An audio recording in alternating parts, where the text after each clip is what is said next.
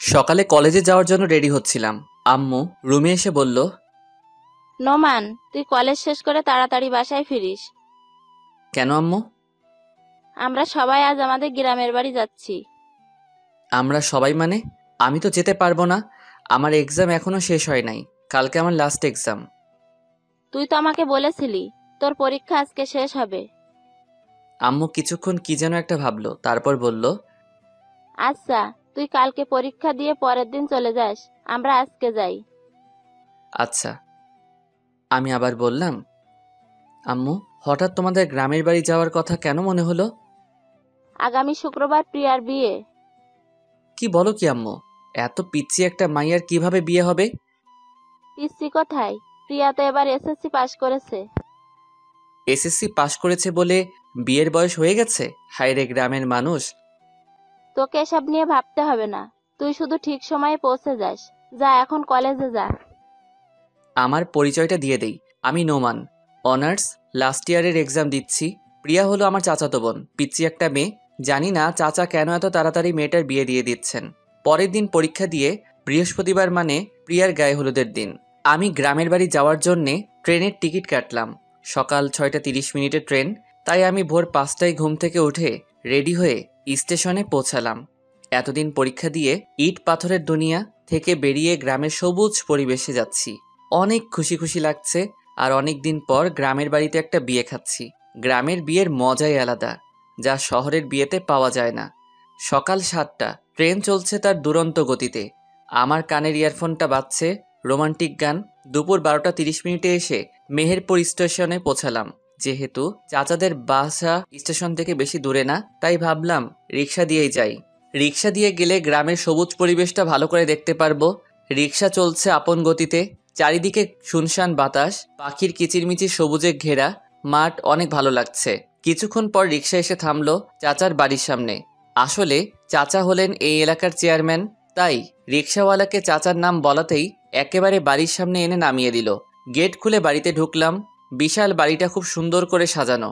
আমি গেটের ভিতরে ঢোকা মাত্রই শিহাব আমাকে দেখে দৌড়ে ঘরের ভিতরে যেতে যেতে জোরে জোরে বলতে লাগলো, নোমান ভাইয়া এসে গেছে। আম্মু, আব্বু, আপু, সবাই এসে দেখো, নোমান ভাইয়া চলে এসেছে। শিহাবের ডাকে সবাই ঘর থেকে বেরিয়ে আসলো। সারা বাড়ির সব আত্মীয় স্বজনও বেরিয়ে এসে আমাকে ঘিরে দাঁড়ালো। সবাই আমার দিকে তাকিয়ে আছে। আমি বুঝলাম না সবাই আমাকে দেখে এরকম রিয়্যাক্ট করছে কেন, আর সবাই আমাকে এরকমভাবে দেখছে কেন।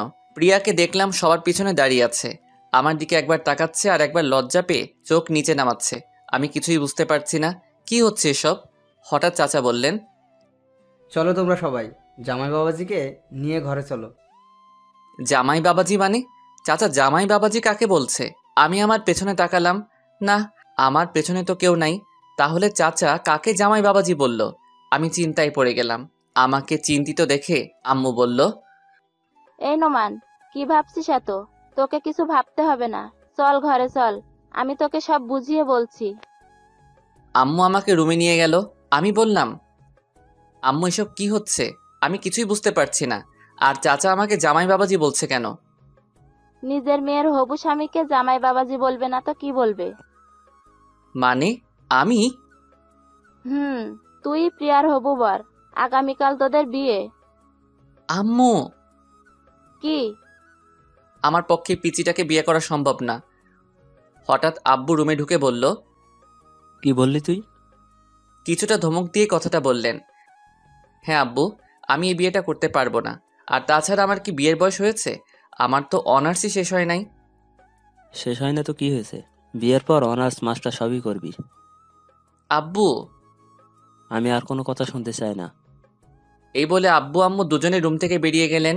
পরের দিন একরকম জোর করে আমার বিয়েটা হয়ে গেল। রাতে আমি চাচাদের ছাদে এক কোণে দাঁড়িয়ে রইলাম আর মনে মনে ভাবতে লাগলাম, সত্যি কি আমার বিয়ে হয়ে গেল? তাও কিনা একটা পিচ্চি মাইয়ার সাথে। আমি কি এই পিচ্চিটাকে বউ হিসেবে মেনে নিতে পারবো? না, কোনোদিনও আমি ওই পিচ্চিটাকে বউ হিসেবে মানতে পারবো না। আমি অনেকক্ষণ ছাদে দাঁড়িয়ে আছি। ঘড়িতে দেখলাম রাত 12:35 বেজে গেছে। পেছন থেকে হঠাৎ অবন্তী কি টাসকি খেয়ে গেলেন। হঠাৎ অবন্তী কোথা থেকে আসলো? অবন্তী হলো আমার ছোট বোন। অবন্তী ডাক দিল, ভাইয়া, তুমি এখানে? আর সবাই তোমাকে সারা বাড়ি খুঁজছে। কেন খুঁজছে? সে কি, তুমি জানো না তোমাকে কেন খুঁজছে? আজ না তোমার বাসর রাত, আর ভাবি সেই কখন থেকে তোমার জন্য অপেক্ষা করছে। নিচে নেমে আসলাম। আব্বু আমাকে দেখে রাগে কটমট করে এগিয়ে আসলো আমার দিকে, এসে আমার গালে ঠাস করে একটা চড় মারলেন। তারপর বলল, মেয়েটা তোর জন্য সেই কখন থেকে অপেক্ষা করে বসে আছে, আর তুই কি না? যা তাড়াতাড়ি ঘরে যা। আমার মাথায় অনেক রাগ উঠে গেল, তবে বাবার উপর না, ওই পিচ্চিটার উপর। ওই পিচ্চিটার কারণেই বাবা আজ আমাকে মারলো। আমি রেগে ফুঁসতে ফুঁসতেই রুমে ঢুকলাম। দরজা খোলার আওয়াজ পেয়ে মেয়েটা দৌড়ে বেলকনি থেকে বেরিয়ে আসলো, এসেই মাথায় ঘোমটা দিয়ে বিছানাতে বসে পড়লো। আমি বিছানার দিকে এগিয়ে গেলাম। আমি বিছানার পাশে এসে দাঁড়াতেই মেয়েটা বিছানা থেকে নেমে আমার পা ধরে সালাম করতে লাগলো। পিচ্চিটা আমার পা ধরে সালাম করেই যাচ্ছে, ওঠার কোনো নামগন্ধ নাই। আমি ধমক দিয়ে বললাম, এই পিচ্চি, পা ধরে বসে আছিস কেন? ওঠ বলছি। তুমি উঠবে না? আমি কেন উঠাবো? আমি তো জানি বাসর রাতে বউ তার স্বামীকে পা ধরে সালাম করলে স্বামী বউকে তুলে বুকে জড়িয়ে নেয়। কথাটা বলতে বলতেই মেয়েটা আমার পা ছেড়ে উঠে আমার সামনাসামনি লজ্জায় লাল হয়ে দাঁড়ালো। শখ কত, আমার বয়ে গেছে তোর মতো পিচ্চিকে জড়িয়ে ধরতে। বলেই আমি পিচ্চিটাকে ধাক্কা দিয়ে বিছানাতে ফেলে দিয়ে একটা বালিশ নিয়ে সোফাতে চলে গেলাম। পিচ্চিটা আমার এরকম ব্যবহার দেখে ভ্যাবাচ্যাকা খেয়ে বিছানাতে পড়ে রইল। পিচ্চিটা বিছানা থেকে উঠে এসে বলল, তুমি প্লিজ বিছানাতে গিয়ে শুয়ে পড়ো, আমি না হয় সোফাতে ঘুমাই। এই পিচ্চি, আমাকে আর রাগাস না বলছি। তোর ঘুম গিয়ে তুই ঘুমা, এত দরদ দেখাতে আসিস না। পিচ্চিটা আমার কথা শুনে আমার পাশে আর দাঁড়ালো না, বিছানাতে গিয়ে শুয়ে পড়ল। সারা দিনের ক্লান্তিতে আমি যে কখন ঘুমিয়ে পড়েছিলাম খেয়ালই করিনি। সকালে কারো ডাকে ঘুমটা ভাঙলো। আমি ঘুম ঘুম চোখেই বললাম, আজকে ভার্সিটি যাব না, আম্মু আমাকে ঘুমাতে দাও। এই যে ওঠো না, নিচে তোমাকে সবাই ডাকছে। উফ, আম্মু তোমাকে বললাম না ভার্সিটি যা। হঠাৎ আমার মনে হলো আম্মু তো আমাকে এরকম ভাবে ডাকে না। আমি চোখ খুলে তাকাতেই দেখি পিচ্চিটা আমার পাশে দাঁড়িয়ে হাসছে। পিচ্চিটাকে দেখে আমার মনে পড়লো আমি এখন চাচাদের বাড়িতে। এই পিচ্চি, হাসবি না বলছি, তোর হাসি দেখলে আমার সারা শরীর জ্বলে। ওমা, কোথায় চলছে দেখি, ওষুধ লাগিয়ে দেবো নাকি? পিচ্চিটার সাহস দেখছি বেড়ে গেছে, আমার সাথে ঠাট্টা করছিস? ঠাট্টা করতে যাব কেন? তুমিই তো বললা তোমার সারা শরীর জ্বলছে, তাই আমি ভাবলাম ওষুধ লাগিয়ে দেই। আচ্ছা ঠিক আছে, ওষুধ লাগাতে হবে না, গোসল করে নাও, তাহলে শরীর আর জ্বলবে না। পিচ্চিটা নিজের আলমারি থেকে একটা টাওয়েল বের করে আমার হাতে ধরিয়ে দিল। আমি টাওয়েল হাত থেকে ফেলে দিয়ে বললাম, আমি এত সকালে গোসল করতে পারবো না। আচ্ছা, তো গোসল করবে না, এত রাগ দেখানোর কি আছে? আমি রাগ দেখাবই, তাতে তোর বাপের কি? আমার বাপের কিছু না, কিন্তু আমার অনেক কিছু, কারণ তুমি তো আমার বর। তোকে আমি বউ হিসেবে মানি না, আর কোনোদিন মানবো না। তুমি আমাকে বউ হিসাবে না মানলেও আমি তোমাকে ঠিকই বর হিসেবে মানি। আর তাড়াতাড়ি ফ্রেশ হয়ে নিচে আসো, সবাই তোমার জন্য অপেক্ষা করছে। আমি রেডি হয়ে নিচে নেমে এসে দেখি সবাই একসাথে বসে আড্ডা দিচ্ছে। আমি আম্মুকে গিয়ে বললাম, আম্মু আমি বাড়ি যাব। হ্যাঁ বাবা, আজ বিকালে আমরা বৌমাকে নিয়ে বাড়ি যাব। ওই পিচ্চিটাকে সাথে নিয়ে যাওয়ার কি দরকার? এই কথাটা বলতে গিয়েও বাবাকে দেখে আর বললাম না, যদি কালকের মতো আবার মারে। আম্মু এখন চলে গেলেই তো হয়। এখন এত তাড়াহুড়ো করে কিভাবে যাব? তুই নাস্তা করেছিস? যা কিছু খেয়ে নে। প্রিয়া মা, নোমানকে কিছু খেতে দে তো। আচ্ছা চাচি আম্মা। সে কি রে, তুই এখনো আমাকে চাচি আম্মা ডাকছিস? এখন থেকে আমাকে শুধু আম্মা বলে ডাকবি। আচ্ছা ঠিক আছে। তারপর পিচ্চিটা আমাকে বলল, টেবিলে গিয়ে বসো, আমি খাবার আনছি। আমি কিছু না বলে টেবিলে গিয়ে বসলাম। বিকালে বাড়িতে যাওয়ার জন্য রেডি হচ্ছিলাম, হঠাৎ পিচ্চি এসে আমার হাতে একটা পাঞ্জাবি ধরিয়ে দিয়ে বলল, আম্মু বলেছেন এটা পড়তে। আমি হাতে নিয়ে দেখি বিয়ের দিন যে পাঞ্জাবিটা পরেছিলাম সেই পাঞ্জাবি। এত ভারী পাঞ্জাবি আমি পরতে পারবো না, তুই পর। সব সময় শুধু না না করো কেন? আমি পিচ্চিটার ধমক শুনে কিছুটা ভয় পেয়ে গেলাম। এইটুকু পিচ্চির এত তেজ! আমি আর কিছু না বলে পাঞ্জাবিটা পরে নিলাম। যাওয়ার সময় পিচ্চিটা অনেক কান্না করলো। চাচা পিচ্চিটাকে আমার হাতে তুলে দিলেন আর বললেন, আমার মেয়েটাকে সুখে রেখো বাবা, কোনোদিন কষ্ট দিও না। আমি জবাবে চাচাকে কি বলবো কিছুই বুঝতে পারলাম না। বাড়িতে ফিরে গাড়ি থেকে নেমে অবাক হয়ে গেলাম। সারা বাড়ি অনেক রকম বাতি দিয়ে সাজানো। পিচ্চিটা গাড়ি থেকে নামতে গিয়ে আবার বসে পড়লো। কি হলো মা, নামছিস না কেন? মাথা ঘোরাচ্ছে আম্মু। আমি এদিক সেদিক না তাকিয়ে সোজা ঘরের দিকে যেতে লাগলাম। পিছন থেকে আম্মু ডাক দিল, এই নোমান, বউকে ফেলে ঘরে চলে যাচ্ছিস? ওর পা আছে, নিজেই হেঁটে যেতে পারবে। ওকে কি কোলে তুলে নিয়ে যেতে হবে নাকি? হ্যাঁ, ভালো বুদ্ধি বের করেছিস। ওকে বরং কোলে করেই ঘরে নিয়ে যা। কি? আমি পারবো না। এই রকম করছিস কেন? তোকে নিজের বউকে কোলে নিতে বলছি, অন্য কাউকে কোলে নিতে বলে নাই। অতঃপর বাধ্য হয়ে পিচ্চিটাকে কোলে নিয়ে রুমে যেতে লাগলাম। আমি পিচ্চিটার মুখের দিকে তাকিয়ে দেখলাম মুচকি মুচকি হাসছে। ইচ্ছে করছে এখনই কোল থেকে নিচে ফেলে দেই। আমি পিচ্চিটাকে নিয়ে রুমের দরজাতে আসতেই অবাক হয়ে গেলাম। রুমের দরজাতে পিচ্চিটাকে কোলে নিয়েই দাঁড়িয়ে রইলাম। সারা রুম ফুল দিয়ে সাজানো, সাদা গোলাপ, লাল গোলাপ, আরও বিভিন্ন ধরনের ফুল দিয়ে সাজানো। রুমটাকে একেবারে ফুলের বাগান বানিয়ে ফেলেছে। এমনি আমার ফুলে অ্যালার্জি, আর রুমে এত ফুল দেখে মাথাটাই গরম হয়ে গেল। পিচ্চিটা আমার কোলেই ছিল। পিচিটাও দেখলাম এতগুলো ফুল দেখে আমার মতোই অবাক হয়ে তাকিয়ে আছে রুমের দিকে। আমি পিচিটাকে কোলে নিয়ে রুমে ঢুকলাম। রুমে ঢুকে পিচিটাকে বিছানাতে ছুঁড়ে ফেলে দিলাম। আউচ! ও মা গো, কোমরটা গেল গো। আমি ভয় পেয়ে গেলাম। এখন মেয়েটার কিছু হলে তো আব্বু আমাকে মেরেই ফেলবে। আমি পিচিটার পাশে বসে বললাম, সরি সরি, দেখি কোথায় ব্যথা পেয়েছিস। পিচিটা হেসে দিল, তারপর বলল, আমি ব্যথা পাই নাই, আমি জাস্ট দেখতে চেয়েছিলাম আমি ব্যথা পেলে তুমি কিভাবে রিয়্যাক্ট করো। বলেই পিচিটা একটা হাসি দিয়ে বিছানা থেকে উঠে ওয়াশরুমের দিকে যেতে লাগলো। এই পিচি, তুই তো একটু আগে মাথা ব্যথার জন্য হাঁটতে পারছিলি না, এখন কিভাবে হাঁটছিস? তোমার কোলে ওঠার জন্য মাথা ব্যথার ভান করছিলাম। তুই তো একটা পিচ্চি শয়তাননি। পিচ্চিটা একটা হাসি দিয়ে ওয়াশরুমে ঢুকে গেল। আমি রুমে বসে বসে ভাবতে লাগলাম, না, পিচ্চিটার সাহস অনেক বেড়ে গেছে। আমাকে এমন কিছু করতে হবে যাতে পিচ্চিটা আমাকে ছেড়ে যেতে বাধ্য হয়। কিছুক্ষণ পর পিচ্চি একটা পাতলা 3 পিস পরে বেরিয়ে আসলো। আমাকে বলল, যাও এখন ভারী পাঞ্জাবিটা চেঞ্জ করে আসো। আমি আমার পাঞ্জাবি চেঞ্জ করব কি না করব সেটা আমার ব্যাপার। আমার সব ব্যাপারে তোকে এত নাক গলাতে হবে না। তুমি সব সময় এমন করো কেন? আমি এমন করবই, তাতে তোর কি? আমারই তো সব। ফ্রেশ হয়ে রুমে এসে দেখি পিচিটা রুমে নাই, হয়তো নিচে গেছে। আমি রেডি হয়ে নিচে চলে আসলাম।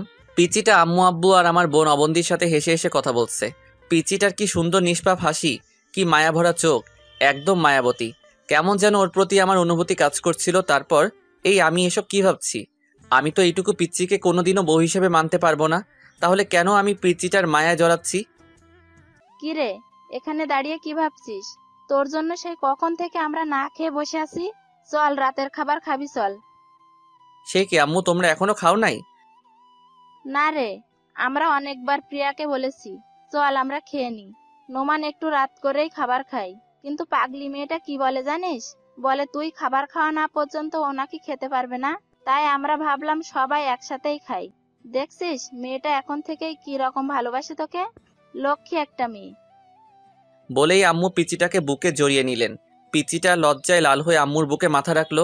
আমি বিড়বিড় করে বললাম, লক্ষ্মী না ছাই, শয়তানের হাড্ডি একটা। কি রে, বিড়বিড় করে কি বলছিস? আমার বউটা কি ভালো, আমার জন্য না খেয়ে বসে আছে, এটাই বলছিলাম।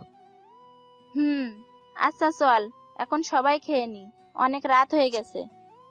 আমি সবার আগে খাবার শেষ করে রুমে এসে একটা বই হাতে নিয়ে সোফাতে শুয়ে শুয়ে পড়তে লাগলাম।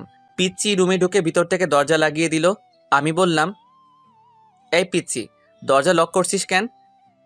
দরজা লক করবো না তো কি করব? আমি দরজা লক ছাড়াই ঘুমাই। এখন থেকে দরজা লক করেই ঘুমাতে হবে, কারণ এখন থেকে তো তুমি আর একা ঘুমাবে না, এখন থেকে তোমার বউও তোমার সাথে ঘুমাবে, তাই দরজা লক করেই ঘুমাতে হবে। আমি আর কিছু বললাম না। পিচ্চিটা সারা বিছানা ঘুরে ঘুরে দেখতে লাগলো। দেখেছো আমাদের কি ভাগ্য, আমরা দুইটা বাসর রাত পেলাম, কিন্তু বাসর রাতের আসল কাজটাই করতে পারলাম না। চলো না আমরা ফ্যামিলি প্ল্যানিং শুরু করে দেই। কথাগুলো বলতে বলতেই পিচ্চিটা পা ছড়িয়ে বিছানাতে মাথা নিচু করে বসে পড়ল। আমি সোফা থেকে উঠে আস্তে আস্তে প্রিয়ার দিকে এগোতে লাগলাম। পিচ্চি আমাকে আসতে দেখে নড়ে চড়ে ঠিক হলো আর লজ্জায় লাল হতে লাগলো। আমি একটু একটু করে পিচ্চিটার দিকে এগিয়ে যেতে লাগলাম। আমি পিচ্চিটার পাশে এসে দাঁড়ালাম। পিচ্চিটা এখনো মাথা নিচু করেই বসে আছে, জোরে জোরে নিঃশ্বাস ফেলছে। আমি হাঁটু মুড়ে পিচ্চিটার পাশে বসে পড়লাম। পিচ্চিটার হাত আমার হাতে শক্ত করে ধরলাম। পিচ্চিটা এবার লজ্জা মাখা চোখে আমার চোখের দিকে তাকালো।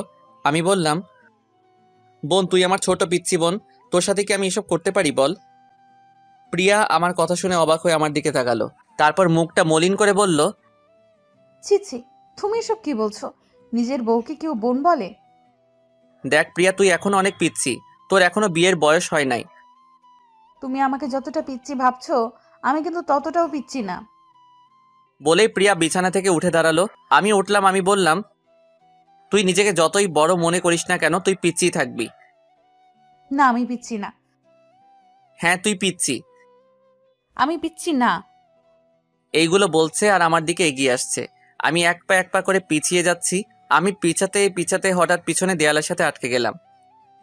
এই পিচ্ছি, এই এই কি করছিস? আমাকে পিচ্ছি বলবে আর? এখন প্রিয়ার থেকে আমার শরীর 1 ইঞ্চি দূরত্বে। পিচ্চিটার ঠোঁট আমার ঠোঁটের একদম কাছে নিয়ে আসলো। পিচ্চিটার নিঃশ্বাস আমার মুখের উপর পড়ছে। পিচ্চিটা নিজের ঠোঁট আমার এতই কাছে নিয়ে এলো যে বুঝতেই পারছি না কোনটা ওর নিঃশ্বাস আর কোনটা আমার নিঃশ্বাস। আমি পিচ্চিটাকে কিছু বলতে যাব, তখনই খপ করে নিজের ঠোঁট আমার ঠোঁটে লাগিয়ে দিল। আমি মুখে কোনো শব্দ করতে পারছি না, শুধু মুখ দিয়ে শব্দ বের হয়ে আসছে। কিছুক্ষণ পর পিচ্চিটা নিজের ঠোঁট সরিয়ে আমার নিজের কপাল লাগিয়ে জোরে জোরে হাঁপাতে লাগলো। আমি পিচ্চিটাকে ধাক্কা দিয়ে নিজের থেকে সরিয়ে নিলাম। হাত দিয়ে ঠোঁট মুছতে মুছতে বললাম, এই পিচ্চি শয়তান্নি, তুই এটা কি করলি? আমি যে পিচ্ছি না সেটার প্রমাণ দিলাম। সর। ধাক্কা দিয়ে সরিয়ে বাথরুমে যেতে লাগলাম। অনেকক্ষণ ধরে বাথরুমে বসে বসে মোবাইল টিপছিলাম। পিচ্চিটার সামনে যেতে ইচ্ছেই করছে না। অনেক রাগ হচ্ছে পিচ্চিটার উপর। এইটুকু পিচ্চি একটা আমাকে কিস করছে, এটা ভাবতেই সারা শরীর জ্বলছে। আব্বুর ভয়ে পিচ্চিটাকে কিছু বলতেও পারছি না। বাথরুমের বাইরে থেকে পিচ্চিটার ডাক শুনলাম। এই যে এতক্ষণ ধরে বাথরুমে কি করছো? বেরিয়ে আসছো না কেন? বাথরুমেই ঘুমিয়ে পড়লে নাকি? আমি কোনো উত্তর না দিয়ে মোবাইল টিপছি। কিছুক্ষণ থেমে পিচ্চিটা আবার ডাকতে লাগলো। এই যে শুনছো, বেরিয়ে আসো না প্লিজ, আমার একা একা ভয় লাগছে। আমি মনে মনে বললাম, তোর ভয় লাগছে তো আমি কি করব? কোলে নিয়ে নাচবো নাকি? পিচ্চি শয়তান নিয়ে একটা। এবার পিচ্চিটা বাথরুমের দরজাটা জোরে ধাক্কা দিতে লাগলো। দরজা খুলছো না কেন? প্লিজ দরজাটা খোলো। এবার পিচ্চিটা নিজেকেই প্রশ্ন করলো, ওর কিছু হলো না তো? কি হলো? দরজা খুলছো না কেন? কান্না করছে আর জোরে জোরে বাথরুমের দরজাটাকে ঠেলছে। ওর চিৎকারের শব্দে মনে মনে ভাবলাম, এবার আমার বেরিয়ে আসা দরকার, না হলে পিচ্চিটার কান্না শুনে আব্বু আম্মু চলে আসবেন। আমি দরজা খুলে বাইরে বেরিয়ে আসলাম। আমাকে দেখে পিচ্চিটা আমাকে শক্ত করে জড়িয়ে ধরলো আর বলতে লাগলো, তুমি ঠিক আছো তো? তোমার কিছু হয় নাই তো? এতক্ষণ দরজা আটকিয়ে কি করছিলে? জানো আমি কতটা ভয় পেয়ে গেছিলাম। একের পর এক প্রশ্ন করেই যাচ্ছে।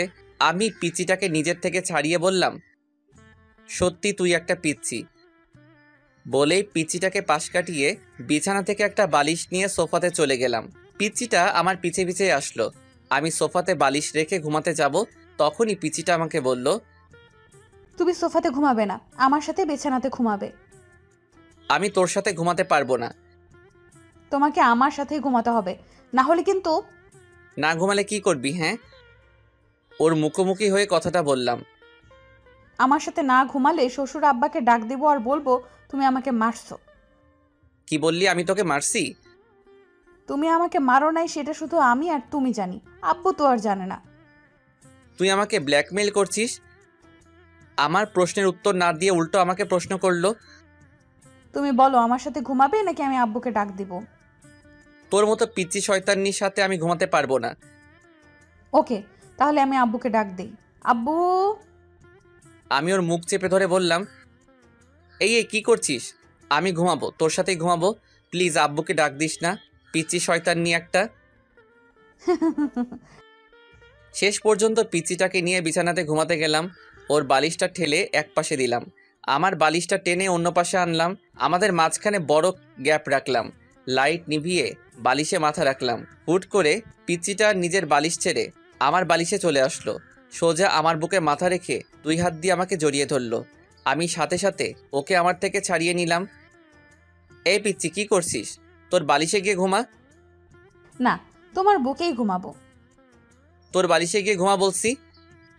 পিচ্চিটা উল্টা আমাকে ধমক দিয়ে বলল, আমাকে তোমার বুকে ঘুমাতে দিবে নাকি আমি শ্বশুর আব্বাকে ডাক দিব?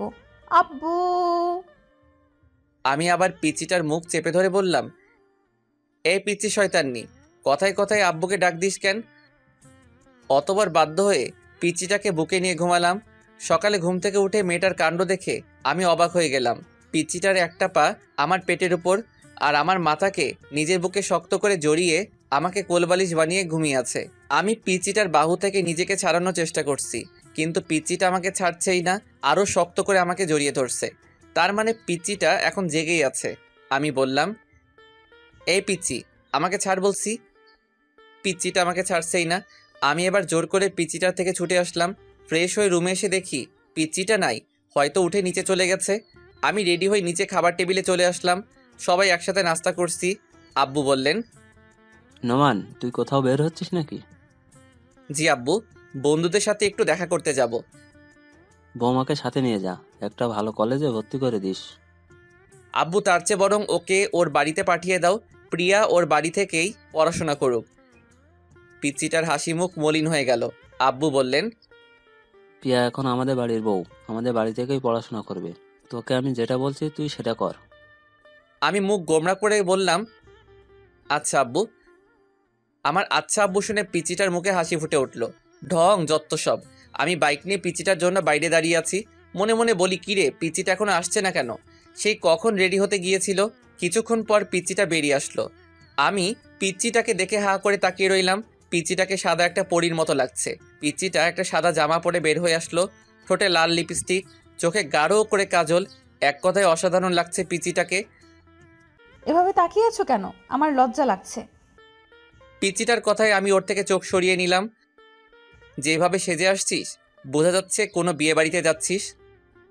বারে, নিজের বরের সাথে আজ প্রথম কোথাও একসাথে বের হচ্ছি, একটু সাজবো না? এটাকে একটু সাজা বলে? আচ্ছা, তাড়াতাড়ি পেছনে ওঠ। পিচিটা একটা লাফ দিয়ে বলল, ওয়াও, আমরা বাইকে যাব? হুম। পিচিটা হুট করে এসে আমার গালে একটা চুমু খেলো। এই পিচি শয়তান নিয়ে আমাকে চুমু দিলি কেন? পিচিটা আমার কথার উত্তর না দিয়ে বলল, জান, আমার অনেক দিনের স্বপ্ন আমার বর আমাকে বাইকের পেছনে নিয়ে ঘুরবে। সেই স্বপ্নটা আজ পূরণ হতে যাচ্ছে। তুই স্বপ্ন দেখ, আমি যাচ্ছি। এই বলে বাইকটা স্টার্ট দিলাম। এই না না, আমি উঠছি। পিচিটা পেছনে উঠে বসতেই আমি বাইকটা ছেড়ে দিলাম। কিছুক্ষণ পর আমি বাইকটা একটা জায়গায় থামালাম। পিচিটা বলল, আমরা কি কলেজে এসে পড়েছি? না। তাহলে এইখানে বাইক থামালে কেন? দরকার আছে। পিচিটা আর কিছু বলল না, চুপ করে বসে রইল। আমি ভাবতে লাগলাম, সামনে তো বন্ধুরা আড্ডা দিচ্ছে, আমার সাথে যদি পিচিটাকে দেখে তাহলে তো আমি শেষ। আমি ভাবতে লাগলাম কি করা যায়। হ্যাঁ, বুদ্ধি পেয়েছি।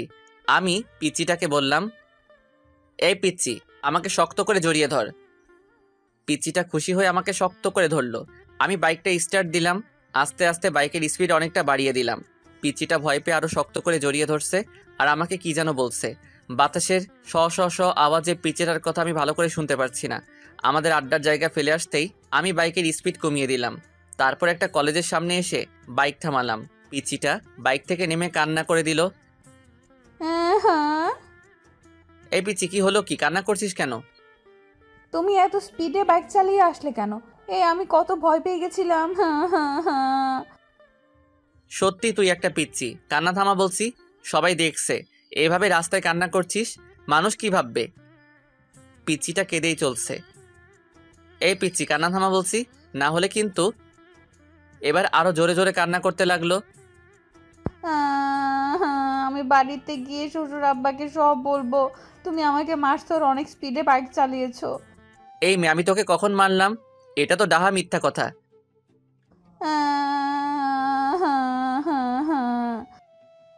আচ্ছা বোন, সরি সরি, এবার কান্না থামা। দেখ লোকজন কিভাবে আমাদের দিকে তাকিয়ে আছে। তুমি আবার আমাকে বোন বলছো? এবার কয়েকটা লোক আমাদের দিকে এগিয়ে আসলো। লোকগুলো আমাদের অনেকক্ষণ ধরে লক্ষ্য করেছিল। কি ভাই, মেয়েটাকে এভাবে কাঁদাচ্ছেন কেন? মেয়ে দেখলেই পিছনে লাগতে ইচ্ছে করে।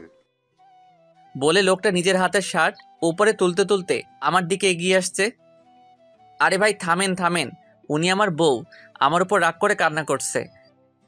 আমার মুখে বউ ডাক শুনে মেয়েটা কান্না থামালো। আপু, উনি কি আপনার স্বামী? জি, উনি আমার স্বামী। লোকগুলো আমাকে সরি বলে চলে গেল। পিচিটাকে দেখলাম মাথা নিচু করে হাসছে। এই পিচি, হাসছিস কেন? তুমি আমাকে বউ বলছো তাই খুশি লাগছে। আমার বয়ে গেছে তোকে বউ বলতে। আমি তো ওই লোকগুলোর হাত থেকে বাঁচার জন্য তোকে বউ বললাম। যেইভাবেই হোক। বউ বলছো তো? পিচ্চিটাকে কলেজে ভর্তি করিয়ে আবার বাড়িতে ফিরছি। এবার বাইকটা আস্তে আস্তে চালাচ্ছি। কিছু দূর আগাতেই দেখলাম কয়েকজন লোক রাস্তার মাঝখানে দাঁড়িয়ে আছে। ভালো করে লক্ষ্য করে দেখি, আরে এরা তো আমার বন্ধুরা। এখন আমি কি করি, কি বলবো ওদেরকে? আমাকে তো জিজ্ঞাসা করবে আমি বাইকে করে সাথে কাকে নিয়ে যাচ্ছি। মনে মনে কিছু ভাবতে লাগলাম আর কিছু দূর আগাইলাম। সবাই আমার দিকে রাগী চোখে তাকিয়ে আছে। আমি বললাম, কিরে তোরা এভাবে মাঝ রাস্তায় দাঁড়িয়ে আছিস কেন? এদিকে যাওয়ার সময় তোকে আমরা পিছন থেকে কত ডেকেছি, শুনলি না কেন? ও, তোরা ডেকেছিলি, আমি হয়তো শুনতে পাই নাই রে দোস। কিরে মামা, পিছনে সুন্দরী মায়াটা কে? আমি এতক্ষণ এটারই ভয় পাচ্ছিলাম। হ্যাঁ রে, মেয়েটা কে? আমি কিছু বলছি না দেখে পিচিটাই বলল। আমি ওর পিচিটাকে বলতে না দিয়ে আমি বললাম, ও আমার চাচাতো বোন। পিচিটা আবার কান্না শুরু করে দিল। এ তুমি আমাকে আবার বোন বলছো? আমি বাড়িতে গিয়ে শ্বশুর আব্বাকে সব বলবো। নিজের বউকে বোন বলা হচ্ছে? আমার বন্ধুরা সবাই একসাথে বলে উঠল, বউ। সবাই অবাক হয়ে আমার দিকে তাকিয়ে রইল। ওরা আমাকে প্রশ্ন করতে যাবে, তখনই আমি বললাম, বাড়ি থেকে ফিরে এসে সব বলছি। এই বলে বাইক স্টার্ট দিয়ে বাড়িতে চলে আসলাম। এই পিচি নাম, বাড়ি চলে এসেছি। পিচিটা বাইক থেকে নামতে আমি বাইকটা আবার স্টার্ট দিলাম। পিচিটা বলল, বাসায় কখন ফিরবে? সেটা তোকে বলে যেতে হবে নাকি? বলেই বাইক চালিয়ে চলে আসলাম বন্ধুদের কাছে। বন্ধুদের সাথে আড্ডা দিতে দিতে কখন যে বিকাল 3টা বেজে গেল খেয়ালই করি নাই। বাসাতে ঢুকতেই দেখি আব্বু ড্রয়িং রুমের সোফাতে বসে আছেন। আমাকে দেখে আব্বু সোফা থেকে উঠে এসে আমার সামনে দাঁড়ালেন। তারপর বললেন, তোর কি কাণ্ডজ্ঞান বলতে কিছু নেই? আব্বু। চুপ কর। ঘরে যে তোর একটা বউ আছে, সেদিকে কি খেয়াল আছে? মেয়েটা সেই কখন থেকে না খেয়ে তোর জন্য বসে আছে, আর তুই সারাদিন বখাটেদের মতো ঘুরে বেড়াচ্ছিস আর নিজের ফোনটা অফ করে রাখছিস। আমি মাথা নিচু করে বললাম, ফোনে চার্জ ছিল না, তাই ফোনটা অফ হয়ে গেছে। আম্মু এসে বললেন, যা রুম থেকে বৌমাকে নিয়ে আয়, মেয়েটা সেই কখন থেকে তোর জন্য অপেক্ষা করে বসে আছে। আমি রুমে ঢোকার আওয়াজ পেয়ে পিচিটাকে বেলকনি থেকে দৌড়ে আমার কাছে এসে বলল। তুমি চলে এসেছো? তারপরে বাবার মুখে ওই বখাটে কথাটা শুনে নিজেকে আর আটকাতে পারিনি। পিচিটার গালে ঠাস করে এক চড় বসিয়ে দিলাম। পিচিটা গালে হাত দিয়ে আমার দিকে প্রশ্নবোধক দৃষ্টিতে তাকিয়ে আছে। আমি বললাম, এই পিচি, তোকে কে বলেছে আমার জন্য না খেয়ে বসে থাকতে? পিচিটার চোখের পানি গড়িয়ে পড়ল। আমি আবার বললাম, আজ শুধু তোর জন্য আব্বু জীবনে এই প্রথম বখাটে বলল। আমার উপর বউয়ের অধিকার দেখানো হচ্ছে? তোকে আমি বউ হিসেবে মানি না, আর কোনোদিন মানবও না। অসহ্য একটা। পিচিটাকে পাশ কাটিয়ে ওয়াশরুমে চলে গেলাম। ওয়াশরুম থেকে ফিরে এসে দেখি পিচিটা সেই আগের জায়গাটাতেই দাঁড়িয়ে আছে। আমি পিচিটার থেকে 2-3 পা সামনে এসে মাথাটা একটু পেছনে ঘুরিয়ে বললাম, এই পিচি, নিচে আসবি নাকি আমাকে আরো বকা খাওয়ানোর ইচ্ছা আছে? জি আসছি। পিচিটাকে নিয়ে খাবার খাচ্ছি। আম্মু পাশেই দাঁড়িয়ে আছেন। পিচিকে দেখলাম খাবার না খেয়ে কি যেন একটা ভাবছে, আর খাবারগুলো হাত দিয়ে শুধু নাড়ছে। আম্মু পিচিটাকে বললেন, কিরে মা, তুই খাবার না খেয়ে কি ভাবছিস? কিছু না আম্মু। তাহলে খাচ্ছিস না কেন? পিচিটা নিজের গাল থেকে চুলগুলো সরিয়ে কিছুটা ভাত মুখে নিল। আম্মু চিৎকার দিয়ে উঠলেন, সে কিরে, তোর গালে এটা কিসের দাগ? আম্মুর কথায় আমি পিচিটার গালের দিকে তাকালাম। পিচিটার গাল অনেকটা লাল হয়ে আঙুলের ছাপ দেখা যাচ্ছে। আমার আর বুঝতে বাকি রইল না যে এটা আমারই আঙুলের ছাপ। তখন রাগে থাপ্পড়টা অনেক জোরেই মেরেছিলাম। কিরে মা, কিছু বলছিস না যে? আমাকে বল কি হয়েছে? এটা হয়তো অ্যালার্জির কারণে হয়েছে আম্মু। গলাটা অনেকক্ষণ ধরে চুলকাচ্ছিল। ঔষধ লাগিয়েছিস? না আম্মু, পরে লাগিয়ে নিব। মেয়েটাকে দেখে আমার অনেক মায়া হচ্ছে। আমাকে বাঁচানোর জন্য মেয়েটা মিথ্যা বলল, আর আমি কিনা। মেয়েটা আমার আগেই খাবার খেয়ে রুমে চলে গেল। কিছুক্ষণ পর আমি রুমে গিয়ে দেখি মেয়েটা রুমে নাই, হয়তো বেলকনিতে আছে। মনটাও ভালো লাগছে না। ভাবলাম মেয়েটাকে একবার সরি বলে আসি। আমি বেলকনিতে গিয়ে দেখলাম পিচিটা অন্য মনে বাইরে তাকিয়ে আছে। সো আপনি আমাদের ডিভোর্স চান তো? আমি চুপ করে আছি। আমি জানি আপনি আমাদের ডিভোর্স চান, কিন্তু আপনার আব্বুর ভয়ে বলতে পারছেন না। আর এই বিয়েটাও আপনার আব্বুর ভয়ে করছেন। আপনি চিন্তা করেন না, ডিভোর্স হওয়ার পর আপনার আব্বুকে বলবো আমি নিজেই আপনাকে ছেড়ে চলে গেছি। বলবো আপনার কোনো দোষ নেই। আপনি ডিভোর্স পেপার রেডি করেন। পিচিটা চোখের পানি মুছে রুমে চলে গেল। আমি কিছুই বলতে পারলাম না। ওর জন্য খারাপও লাগছে, আবার কেমন যেন খুশি খুশিও লাগছে। জানি না কি করব। পরের দিন বাড়িতে ঘুরতে যাওয়ার কথা বলে পিচ্চিটাকে নিয়ে উকিলের কাছে আসলাম। উকিলের কাছে আসার পর উকিল বলল, বিয়ের 6 মাস আগে ডিভোর্স দেওয়া সম্ভব না। তার মানে আমাদেরকে আরও 6 মাস একসাথে থাকতে হবে। তারপর ডিভোর্সের অ্যাপ্লাই করে কোর্ট থেকে বেরিয়ে আসলাম। আজ আমি বাইকটা সাথে আনি নাই, তাই রিক্সা দিয়ে বাড়ি ফিরছিলাম। অনেকক্ষণ ধরে রিক্সাতে বসে আছি, কারোর মুখে কোনো কথা নাই, দুজনেই চুপ করে আছি। দুজনের নীরবতা ভেঙে পিচ্চিটাই বলল, আমার একটা কথা রাখবেন? বল। আমরা যে কয়টা দিন একসাথে থাকবো, সে কয়টা দিন কি আমরা স্বামী স্ত্রীদের মতো থাকতে পারি না? মানে তুই কি বলতে চাইছিস? আরে আমি তোমার কাছে স্ত্রীর অধিকার চাই নাই, আমি বলছি আমরা স্বামী স্ত্রীদের মতো ব্যবহার করতে পারি না। প্লিজ আমার এই শেষ ইচ্ছেটা রাখো। পিচ্চিটা প্রায় কেঁদেই দিল। আচ্ছা ঠিক আছে। সত্যি? পিচ্চিটা আমার হাত হালকা জড়িয়ে ধরে বলল, থ্যাংক ইউ। তারপরে আমরা বাড়িতে রওনা দিলাম। একটা রিক্সা নিলাম। রিক্সায় এসে আমাদের বাড়িতে দাঁড়ালো। ঘরে ঢুকে অবাক হয়ে গেলাম। চাচা চাচি শিহাব আরও অনেকেই আমাদের ড্রয়িং রুমে বসে আছে। পিচ্চিটা ওর আম্মু আব্বুকে দেখে দৌড়ে গিয়ে ওর আম্মুকে জড়িয়ে ধরলো। তারপর ওর আম্মুকে ছেড়ে ওর আব্বুকে জড়িয়ে ধরার সাথে সাথেই কান্না করে দিল। চাচা বললেন, আরে পাগলি মেয়ে, কাঁদছিস কেন? বাবা তো তুমি কেমন আছো? পিচ্চিটা হয়তো ওর বাবাকে একটু বেশি ভালোবাসে, তাই এরকম ভাবে কান্না করছে। দেখ পাগলি মেয়ের কাণ্ড। আমি ভালো আছি রে মা, তুই কেমন আছিস? মুখে হাসি দিলেও চোখ দিয়ে পানি ঠিকই পড়ছে। ভালো। বলেই আবার কান্না করতে লাগলো। চারপাশে দেখলাম পিচ্চিটার কান্না দেখে সবার চোখে পানি চলে এসেছে। আমার ওদের কান্না দেখে কোনো কষ্ট হচ্ছে না, কারণ আমি জানি আর কয়েক মাস পর পিচ্চিটা ওর আম্মু আব্বুর কাছে চলে যাবে, তাই আমার তেমন কষ্ট হচ্ছে না। চাচা পিচ্চিটার মাথায় হাত বুলিয়ে দিচ্ছে আর সান্ত্বনা দিচ্ছেন। এবার পিচ্চিটাকে নিজের থেকে ছাড়িয়ে কপালে একটা চুমু খেলেন। পিচ্চিটা এবার কিছুটা শান্ত হলো। আম্মু আমাকে ইশারায় বললেন চাচা চাচিকে সালাম করতে। আমি এগিয়ে গিয়ে চাচা চাচিকে সালাম করলাম। এবার আব্বু পিচ্চিটাকে বললেন, যাও মা, ব্যাগপত্র গুছিয়ে নাও, আজ তোমরা তোমাদের বাড়ি যাচ্ছ, তোমার আব্বা আম্মু তোমাদের নিতে এসেছে। পিচ্চিটা একবার আমার দিকে তাকিয়ে উপরের রুমে যেতে লাগলো। আব্বু আমাকে বললেন, কি রে, তুই দাঁড়িয়ে আছিস কেন? ব্যাগপত্র গুছিয়ে নে, তোদের গ্রামে গিয়ে 4-5 দিন থাকতে হবে। আমি অবাক হয়ে বললাম, আব্বু আমাকেও যেতে হবে নাকি? চাচা বললেন, হ্যাঁ বাবা, বিয়ের পর শ্বশুর বাড়ি গিয়ে কয়েকদিন থাকতে হয়, এটা নিয়ম। আর তাছাড়া তুমি যেখানে যাচ্ছ সেটা তো শুধু তোমার শ্বশুর বাড়ি না, তোমার নিজের বাড়িও। চাচা বলছিলাম কি আমি না গেলে কি হয় না? আব্বু বললেন, না হয় না, তাড়াতাড়ি গিয়ে রেডি হয়ে নে। অতবার বাধ্য হয়ে আমাদের গ্রামের বাড়ি মানে শ্বশুর বাড়ি আসতে হলো। বাড়ির গেটের ভিতর ঢুকতেই অবাক হয়ে গেলাম। বাড়িটা এখনো সেই বিয়ে বাড়ির মতোই সাজানো। ভিতরে ঢুকতেই কয়েকটা মেয়ে প্রিয়া চিৎকার দিয়ে পিচিটাকে জড়িয়ে ধরলো। তারপর একটা মেয়ে আমার দিকে তাকিয়ে বলল, উনিই কি তোর বর? পিচিটা লজ্জায় মাথা নিচু করে হ্যাঁ বলল। অন্য আরেকটা মেয়ে বলল, ও মাই গড, টিয়া তোর বরটা কত হ্যান্ডসাম রে, আমি তো প্রথম দেখাতে প্রেমে পড়ে গেছি। পিচিটা রেগে বলল, এই ফারিয়া, তুই কিন্তু ভুলে যাস না ও আমার বর। রাগ করিস কেন, আমি তো দুলাভাইয়ের সাথে মজা করলাম। আমি বুঝতে পারলাম মেয়েগুলো পিচিটার মতোই এক একটা শয়তানের হাড্ডি। আমি বললাম, আপনাদের কাউকে তো চিনলাম না। পিচিটা বলল, ওরা আমার বান্ধবী। ও। চাচা ডেকে বললেন, কিরে তোরা এখনো এখানে দাঁড়িয়ে আছিস? পিয়ামা, জামাই বাবাজিকে নিয়ে রুমে গিয়ে ফ্রেশ হয়ে নে। পিচিটার সাথে রুমে আসলাম। রুমে এসেই শরীর এলিয়ে দিলাম বিছানাতে। অনেকক্ষণ জার্নির কারণে একটু ক্লান্ত লাগছে।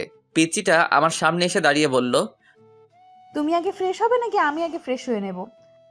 তুই যা, আমি তোর পরে ফ্রেশ হয়ে নিব। পিচিটাকে দেখলাম রাগী চোখে আমার দিকে তাকিয়ে আছে। কি হলো, এভাবে তাকিয়ে আছিস কেন? আমাদের মধ্যে কি কথা হয়েছিল?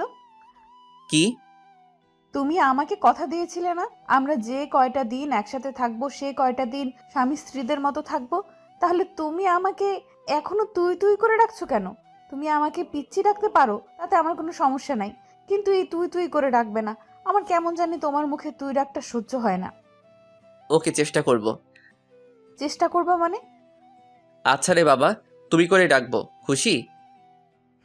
অনেক খুশি। পিচ্চি শয়তানি একটা। পিচ্চিটা একটা হাসি দিয়ে বাথরুমে চলে গেল। কিছুক্ষণ পর পিচ্চিটা গোসল করে বেরিয়ে আসলো। আমি হাঁ হয়ে পিচ্চিটার দিকে তাকিয়ে রইলাম। পিচ্চিটা লজ্জা পেয়ে আমাকে বলল, কি দেখছেন? আমি এবার হাসিতে ফেটে পড়লাম। কেন হাসছি বুঝতে পারছো না তো? দাঁড়ান, আগে একটু হেসে নেই, তারপর বলছি। পিচিটা একটা শাড়ি পরে বের হয়ে আসছে। পরে আসছে বললে ভুল হবে, বলতে হবে পেঁচিয়ে আসছে। কোথায় শাড়ির মাথা, কোথায় শাড়ির আঁচল, কোনো ঠিক ঠিকানা নাই। এমনভাবে পরে আসছে মনে হচ্ছে এখনই খুলে পড়ে যাবে। পিচিটা যেখানে শাড়ির কুচি দেওয়া হয় সেখানটায় হাত দিয়ে ধরে দাঁড়িয়ে আছে।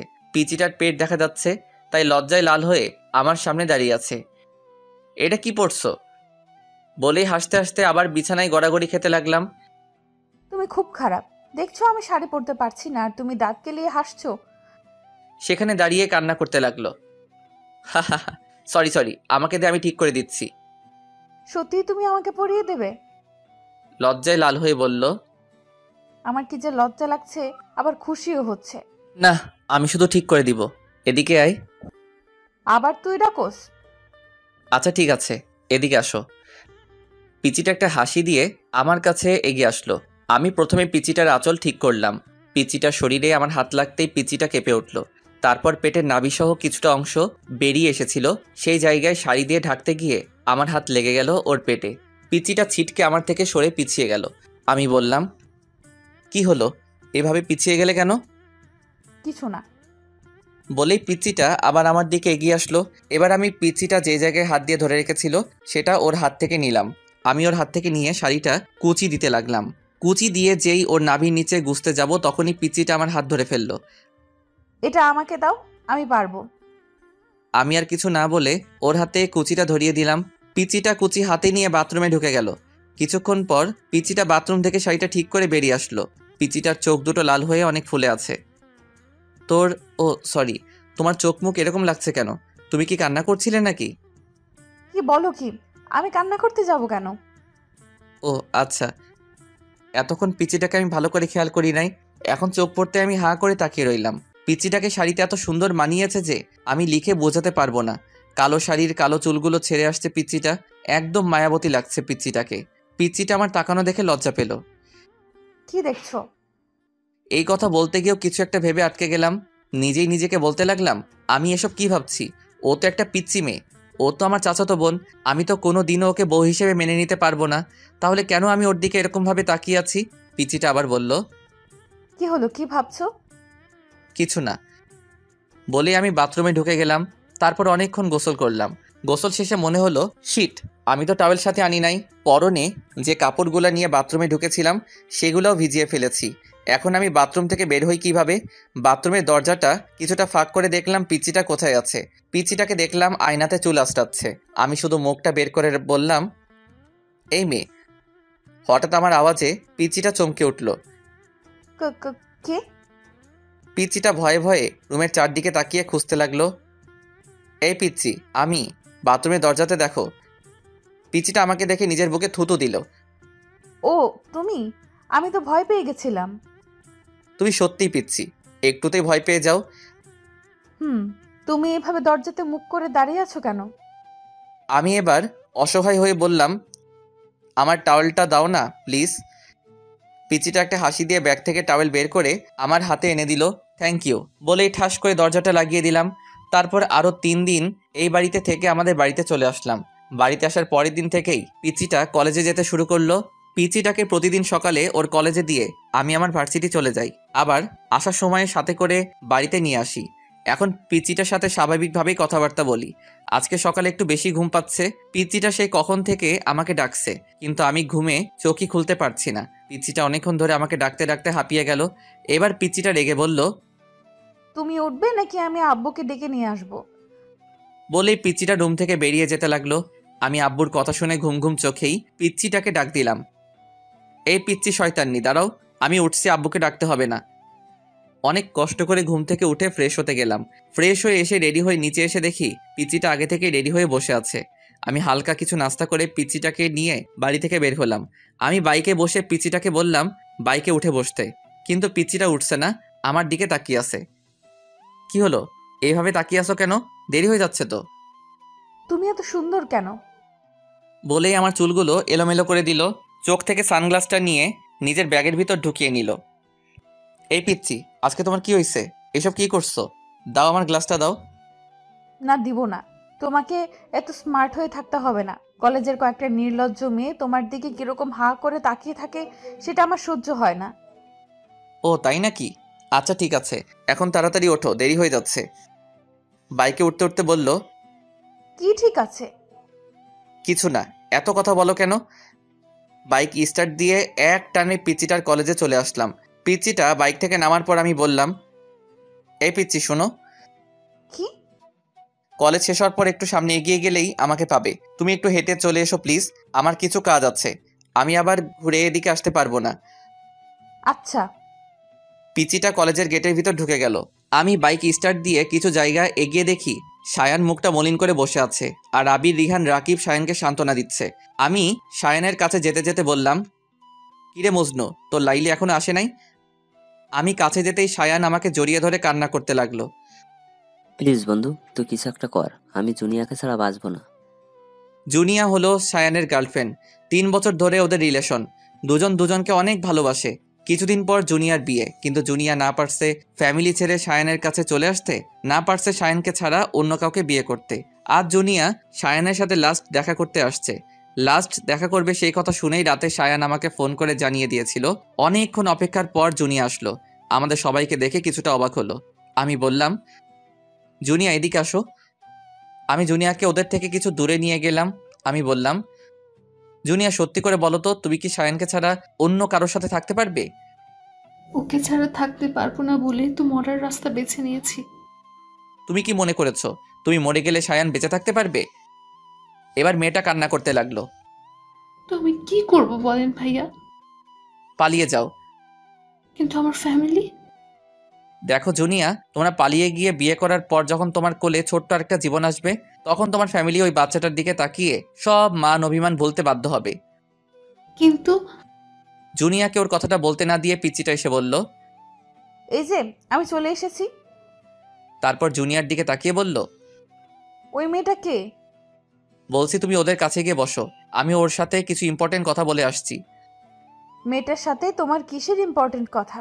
নির্লজ্জ মেয়েগুলো শুধু সারা দিন তোমার পিছে পিছে লেগে থাকে। কথাগুলো বলতে বলতে আমার হাত ধরে টেনে নিয়ে যেতে লাগলো। আমার রাগ উঠে গেল অনেক। এক ঝটকায় পিচিটার হাত থেকে আমার হাত ছাড়িয়ে গালে ঠাস করে একটা চড় বসিয়ে দিলাম। পিচিটা গালে হাত দিয়ে দাঁড়িয়ে আছে। এই পিচি, তুই জানিস এই মেয়েটা কে? জানি তো, মেয়েটা তোমার গার্লফ্রেন্ড। এবার অন্য গালে ঠাস করে আরেকটা চড় মারলাম। পিচিটা দুই গালে দুই হাত দিয়ে জোরে জোরে কান্না করতে লাগলো। এ আ কান্না থামা বলছি, না হলে আরেকটা দিব। তুমি খুব খারাপ। আমি আব্বুকে গিয়ে সব বলবো, আর এও বলবো যে তোমার গার্লফ্রেন্ড আছে। এবার পিচিটার কথা শুনে আমার নিজেরই কান্না চলে আসছে।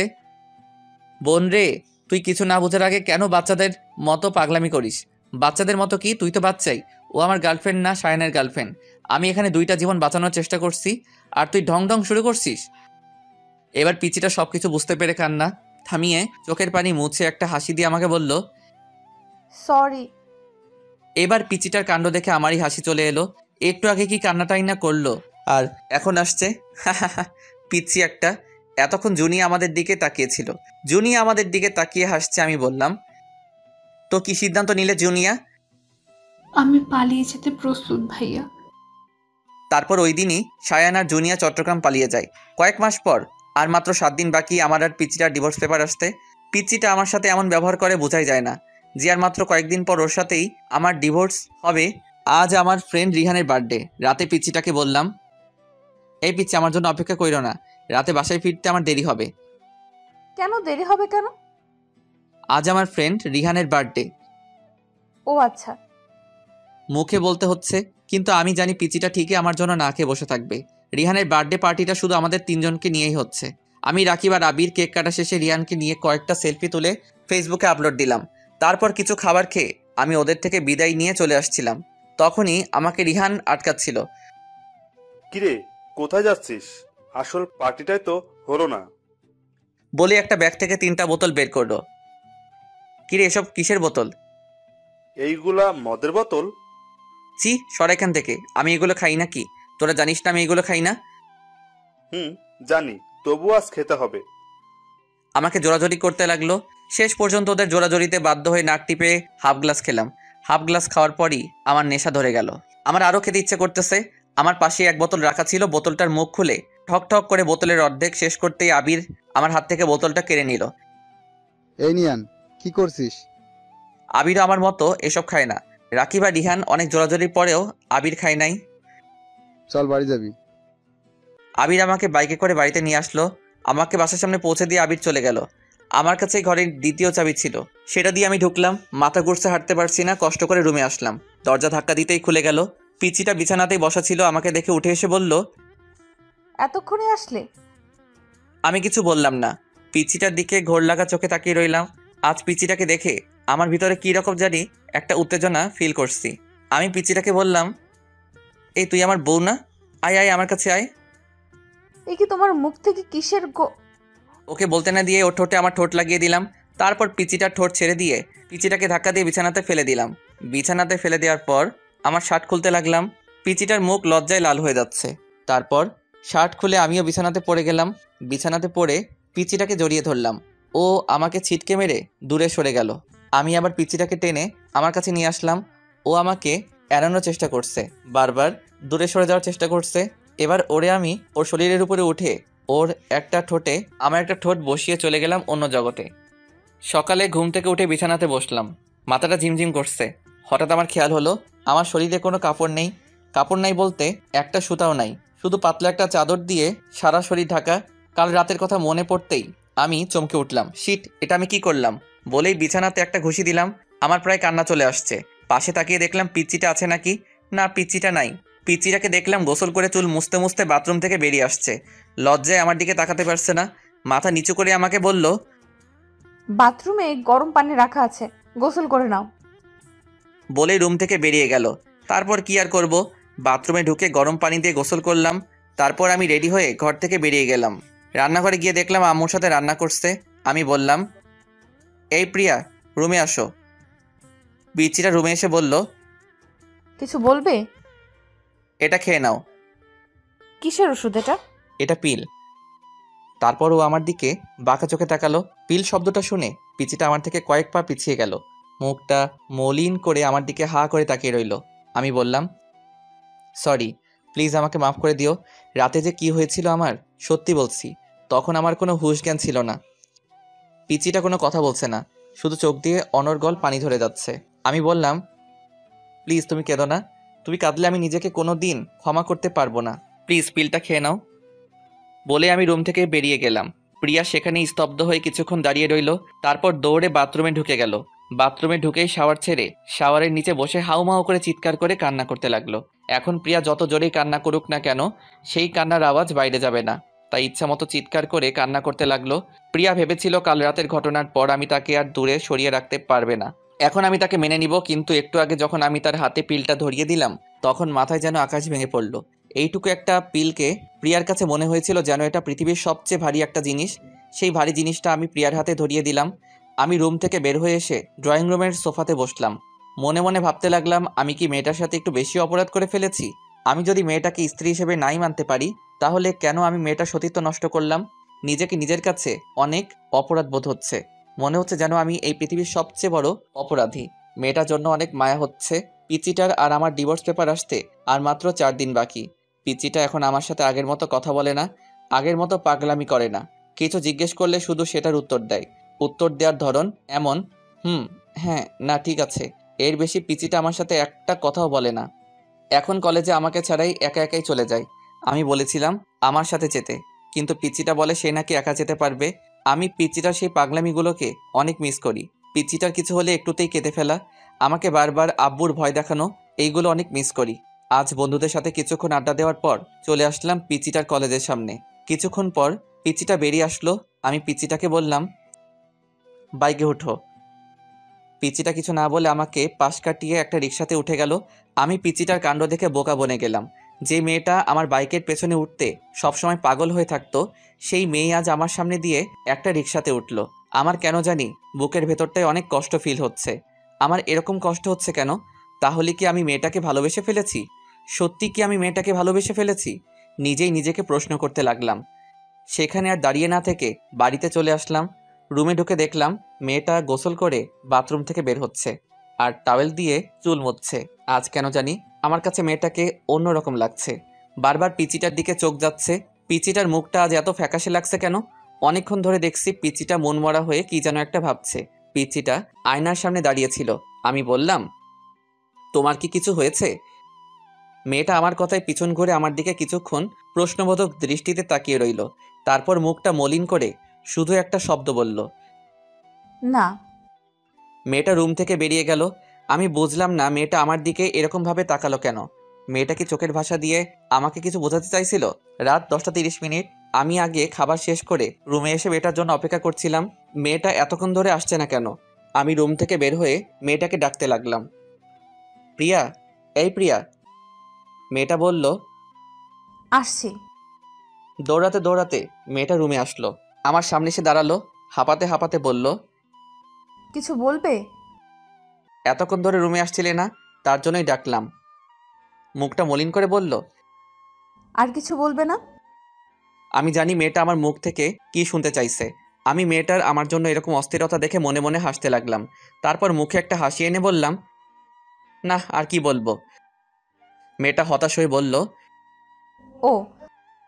মেয়েটা কিছুক্ষণ নীরব থেকে আবার বলল, আমি কাল সকালে চলে যাচ্ছি। আমি অবাক হয়ে বললাম, চলে যাচ্ছ মানে কোথায় চলে যাচ্ছ? আমাদের ডিভোর্স পেপার চলে এসেছে। সকালে একটা লোক এসে পেপারটা দিয়ে গেছিল। মেয়েটা আলমারি থেকে ডিভোর্স পেপার বের করে আমার সামনে আনলো। তারপর পেপারটা আমাকে দেখিয়ে বলল, এই পেপারটায় সাইন করার আগে আমাকে একবার বউ বলে ডাকবে। শুধু একবার, একটা বার আমাকে বউ বলে ডাকো প্লিজ। আমি কিছু না বলে রুম থেকে বেরিয়ে গেলাম। ঘরের বাইরে এসে বাইকটা নিয়ে বেরিয়ে আসলাম। বাইক চালাচ্ছি আর মনে মনে ভাবছি, তোমাকে শুধু একবার না, সারা জীবন বউ বলে ডাকবো আমার পিচ্চি বউ। বাইকের স্পিড বাড়িয়ে দিলাম। একটা ফুলের দোকানের সামনে এসে বাইক থামালাম। তারপর অনেকগুলো গোলাপ ফুল কিনে একটা শাড়ির দোকানে এসে লাল একটা শাড়ি কিনলাম। আজ পিচ্চিটাকে নিয়ে সব আবার নতুন করে শুরু করব। শাড়ি আর গোলাপ নিয়ে একরকম দৌড়েই ঘরে ঢুকলাম। তাড়াহুড়ো করে সিঁড়ি দিয়ে উপরে উঠতে যাব, তখনই সিঁড়িতে একটা হোঁচট খেলাম। হোঁচট খেয়ে আমার পায়ের একটা নখ উল্টে রক্ত বের হচ্ছে। সেদিকে আমার খেয়াল নাই। রুমে ঢুকে বললাম, প্রিয়া, আমি চলে এসেছি। কিন্তু প্রিয়াকে রুমে দেখতে পারছি না কেন? মনে হয় বাথরুমে আছে। বাথরুমের দরজা ধাক্কা দিতেই দরজা খুলে গেল। না, বাথরুমেও নেই। বেলকনিতে দেখতে যাব, তখনই চোখ পড়ল বিছানাতে। দেখলাম ডিভোর্স পেপার রাখা আছে, তার উপর একটা ছোট্ট কাগজ। আমি ডিভোর্স পেপার হাতে নিয়ে দেখলাম ডিভোর্স পেপারে প্রিয়ার সাইন। আমার বুকের ভিতর মোচড় করে উঠল। কাগজটার ভাঁজ খুলে পড়তে লাগলাম, প্রিয় নোমান আহমেদ, আজ থেকে তুমি মুক্ত। আজ থেকে তোমাকে আর কোনো পিচ্চির জ্বালা সহ্য করতে হবে না। চলে যাচ্ছি সব ছেড়ে। কোথায় যাচ্ছি আমি নিজেও জানি না। তুমি হয়তো ভাবছিলে যে আমি আমাদের বাড়িতেই যাব। না, আমি যে ওই বাড়িতে যেতে পারবো না। কি মুখ নিয়ে যাব ওই বাড়িতে? আব্বুকে গিয়ে আমি কি বলবো? তোমাকে বলেছিলাম যে সকালে যাব, কিন্তু একটু আগে তোমাকে যখন বললাম আমাকে একবার বউ বলে ডাকতে, তুমি আমার মুখ থেকে মুখ ফিরিয়ে বাইরে চলে গেলে। তখনই বুঝে গেলাম আমাকে তোমার আর সহ্য হচ্ছে না। তাই সকাল পর্যন্ত থেকে তোমার অসহ্যের কারণ হতে চাই না। চলে গেলাম। তোমার মুখে সেই পিচ্চি শয়তানের ডাকটা অনেক মিস করব। ভালো থেকো প্রিয় নোমান আহমেদ। আর সুন্দর একটা বড় মেয়েকে বিয়ে করো। তোমার তো আবার পিচ্চি মেয়েদের সহ্য হয় না। এটি তোমার পিচ্চি বউ। চিঠিটা পড়ার পর আমার চোখ ঝাপসা হয়ে আসছিল। সারা পৃথিবীটা যেন আমার চোখের সামনে ঘুরছিল। সাথে সাথে সেখানেই বসে পড়লাম। জোরে একটা চিৎকার দিলাম, প্রিয়া, তুমি এটা কি করলে প্রিয়া? আমি তোমাকে কোথাও যেতে দিব না বলেই দৌড়ে রুম থেকে বেরিয়ে গেলাম। বাইক স্টার্ট দিয়ে কোন দিকে যাব কিছুই বুঝতে পারছি না। অতপর কোনো দিশা না পেয়ে সামনের দিকে যেতে লাগলাম। প্রিয়ার কথায় আসি। রাস্তা দিয়ে আনমনে হাঁটছে প্রিয়া। চোখ দিয়ে অঝোর বৃষ্টি পড়ছে। বাতাসে চুলগুলো উঠছে। কোথায় যাচ্ছে সে নিজেও জানে না। শুধু এটা জানে যে নোমানের জীবন থেকে অনেক দূরে চলে যাবে। নোমানকে সে নিজের জীবনের চাইতেও বেশি ভালোবাসে। সেই ছোটবেলা থেকে নোমান তার মনে জায়গা নিয়ে আছে। আজ সেই মনের মানুষটাকে ছেড়েই অনেক দূরে চলে যাচ্ছে সে। প্রিয়া মনে মনে ভাবছে সে কি দূরে চলে গেলে নোমানকে ভুলে থাকতে পারবে?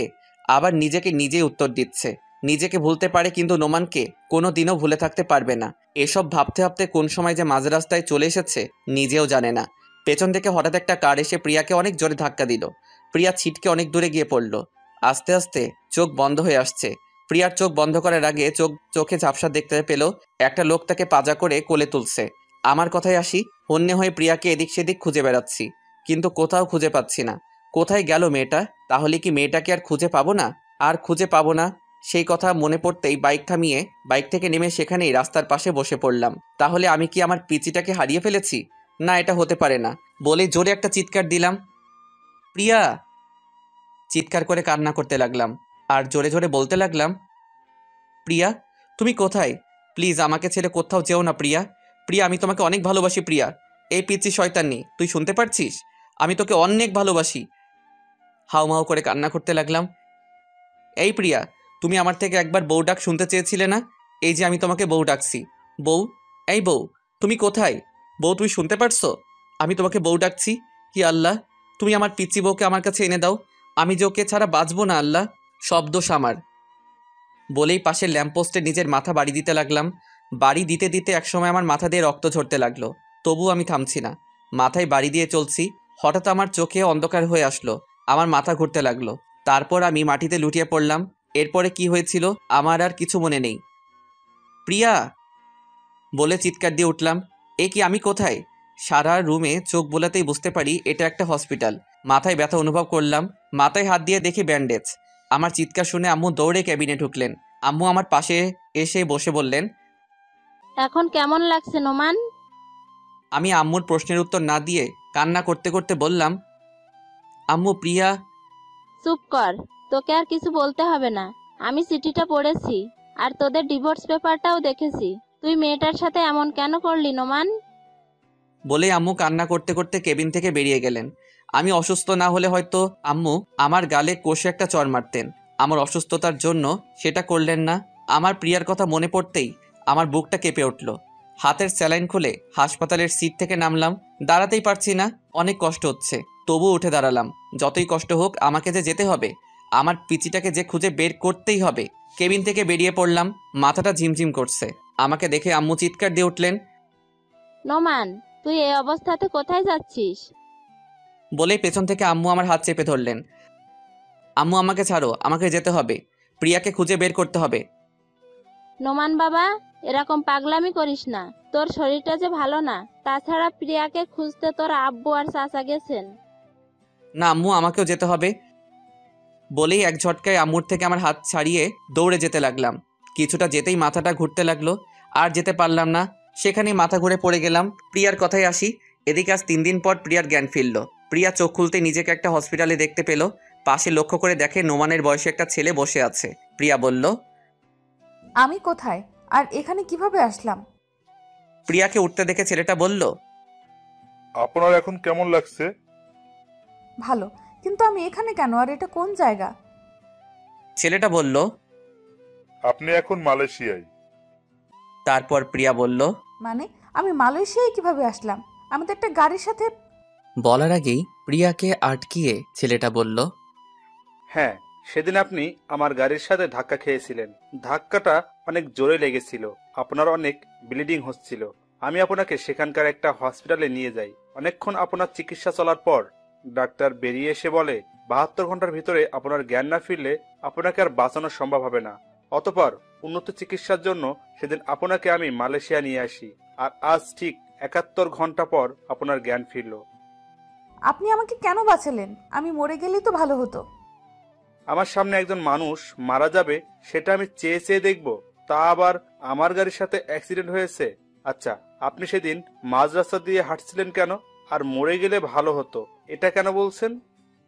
প্রিয়া নোমানের সাথে ঘটে যাওয়া সব ঘটনাই ছেলেটাকে বলল। সব বলার পর ছেলেটার দিকে তাকাতেই দেখলো ছেলেটার চোখে পানি। ছেলেটা বলল, একটা মেয়ে একটা ছেলেকে এতটা ভালোবাসতে পারে? প্রিয়া কিছু বলল না, শুধু চোখ দিয়ে পানি ঝরছে। ছেলেটা আবার বলল, ওই বজ্জাত ছেলেটা কি করে পারলো আপনার মতো একটা মিষ্টি মেয়েকে কষ্ট দিতে? প্লিজ ওকে কিছু বলবেন না, ও অনেক ভালো ছেলে। আপনাকে এত কষ্ট দেওয়ার পরও আপনি বলছেন ছেলেটা ভালো? আমি যে ওকে আমার জীবনের চাইতেও বেশি ভালোবাসি, তাই ও যতই খারাপ হোক আর আমাকে যতই কষ্ট দিক না কেন, আমার কাছে ও ভালোই থাকবে। সত্যি আপনার তুলনা হয় না। যে ছেলেটা আপনাকে এত অবহেলা কষ্ট দিল আর আপনি তাকেই ভালো বলছেন। আচ্ছা, আপনার নামটাই তো জানা হলো না। আমি প্রিয়া। আর আমি আরিয়ান চৌধুরী। আমি হলাম এই চৌধুরী সাহেবের মা। প্রিয়া দেখতে পেল কথাটা বলতে বলতে একজন মহিলা কেবিনে ঢুকছেন। আরিয়ান মহিলাটাকে দেখিয়ে বলল, প্রিয়া, উনি আমার আম্মু। প্রিয়া মুখ দিয়ে সালাম দিল, তারপর বলল, উনি এখানে? আমরা এখানে এই মালয়েশিয়ায় থাকি। আরিয়ানের আম্মু বললেন, এখন কেমন লাগছে মা? জি ভালো আন্টি। আমাকে আন্টি না, মা বলে ডেকো। জানো, কালকে যখন তোমাকে আমি প্রথম দেখি তখনই আমার মেয়ের কথা মনে পড়ে যায়। তোমাকে দেখতে হুবহু আমার মেয়ের মতো। কথাগুলো বলে শেষ করেই চোখের পানি মুছলেন। প্রিয়া বুঝতে পারল ওরা দুজনই অনেক ভালো মনের মানুষ। তারপর বলল, আচ্ছা ঠিক আছে, ডাকবো। আচ্ছা মা, তুমি এখন একটু রেস্ট নাও, আমরা বাহিরে যাই। বলেই ওরা চলে গেলেন। আরিয়ান চৌধুরীর পরিচয়টা একটু ভালো করে দিয়ে দেই। আরিয়ান চৌধুরী অনেক বড় একজন বিজনেসম্যান। বিজনেসটা ওর বাবারই, কিন্তু 2 বছর আগে ওর বাবা মারা যাওয়াতে পুরো বিজনেসটা ওকেই সামলাতে হচ্ছে। বাংলাদেশ আর মালয়েশিয়া মিলে 3টা কোম্পানি আছে ওদের।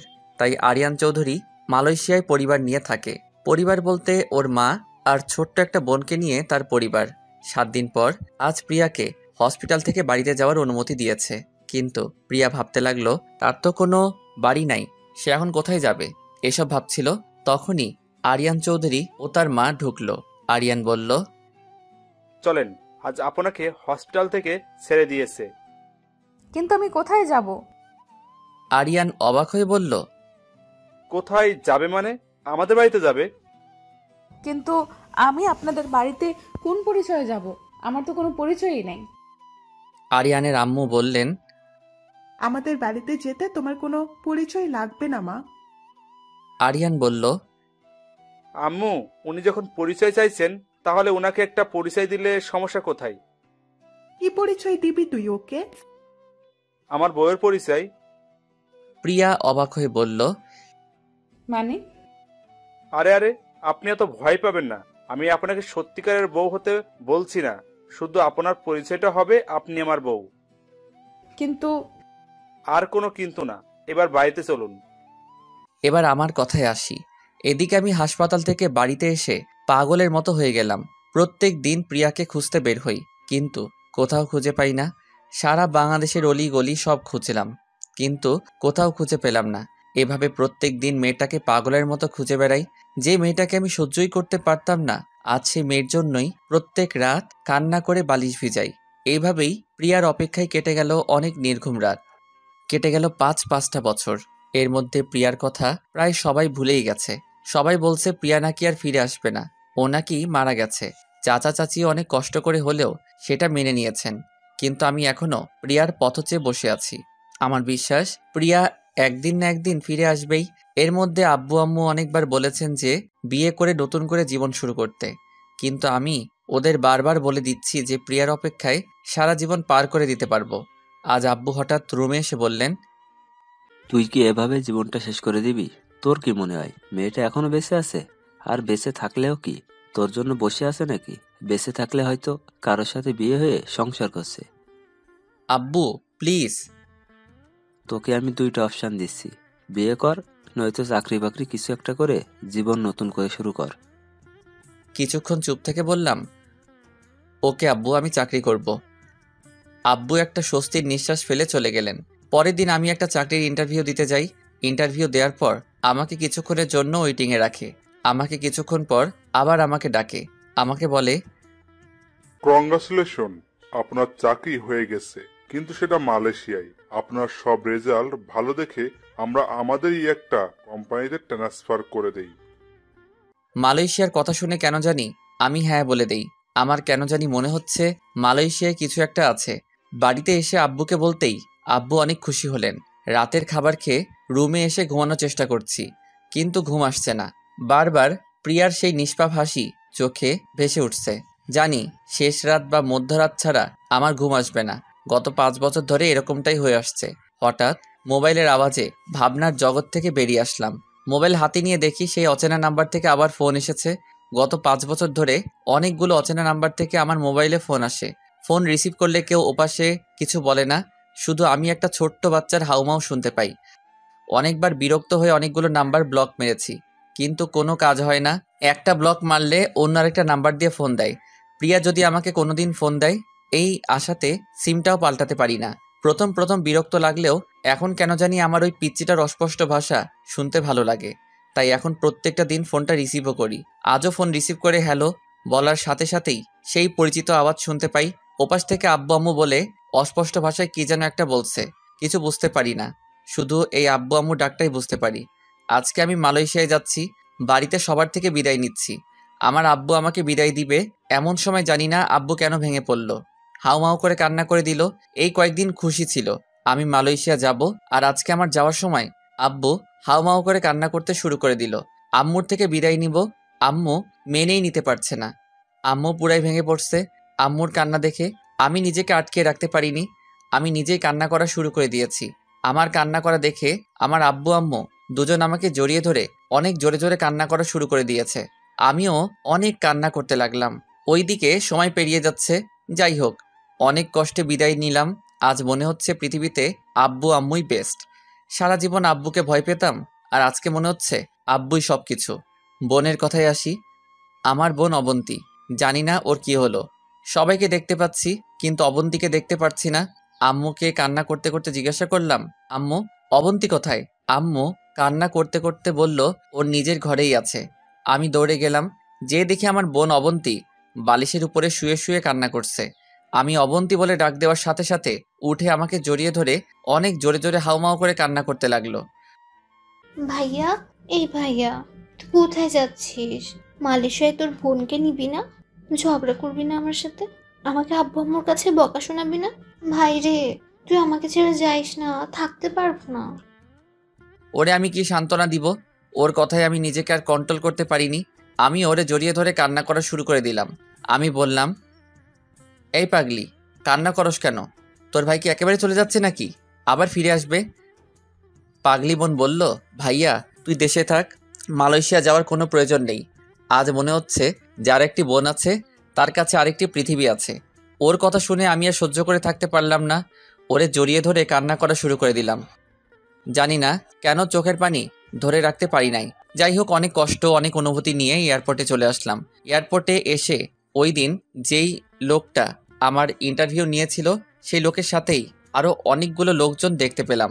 পরে জানতে পারলাম ওরাও আমার মতোই মালয়েশিয়াতে চাকরি করতে সিলেক্ট হয়েছে। ওদের মধ্যে একজনের সাথে আমার অনেক ভাব জমে গেল। ওর নাম জিসান। বিমানে আমার পাশের সিটেই বসেছিল। ওর সাথে মিশে বুঝতে পারলাম ছেলেটা একটু বেশি চঞ্চল টাইপের, অনেক বেশি কথা বলে। ফ্লাইট ল্যান্ড করলো মালয়েশিয়ায়। আমি মালয়েশিয়ার মাটিতে পা রাখতেই আমার বুকটা কেঁপে উঠল। বুঝতে পারলাম না কেন হলো এমনটা।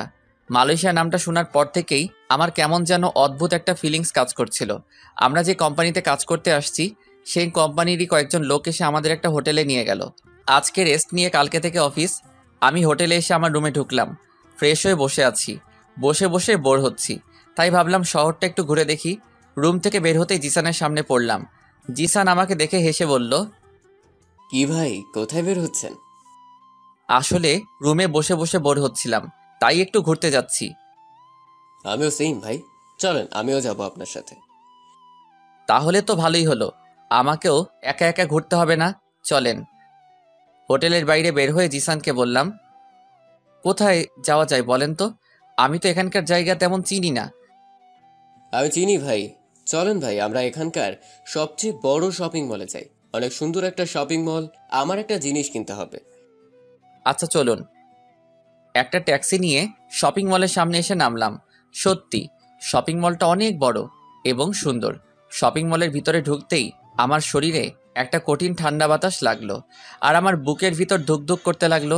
আমি সেখানটায় দাঁড়িয়ে হার্টবিটের ধুকধুকানি ফিল করতে লাগলাম। আমার এরকম হচ্ছে কেন? জিসান বলল, কি ভাই, এখানে দাঁড়িয়ে আছেন কেন আর কি ভাবছেন? আমি এই শপিং মলে ঢোকার সাথে সাথেই আমার শরীরে কি রকম জানি ঠান্ডা বাতাস লাগলো।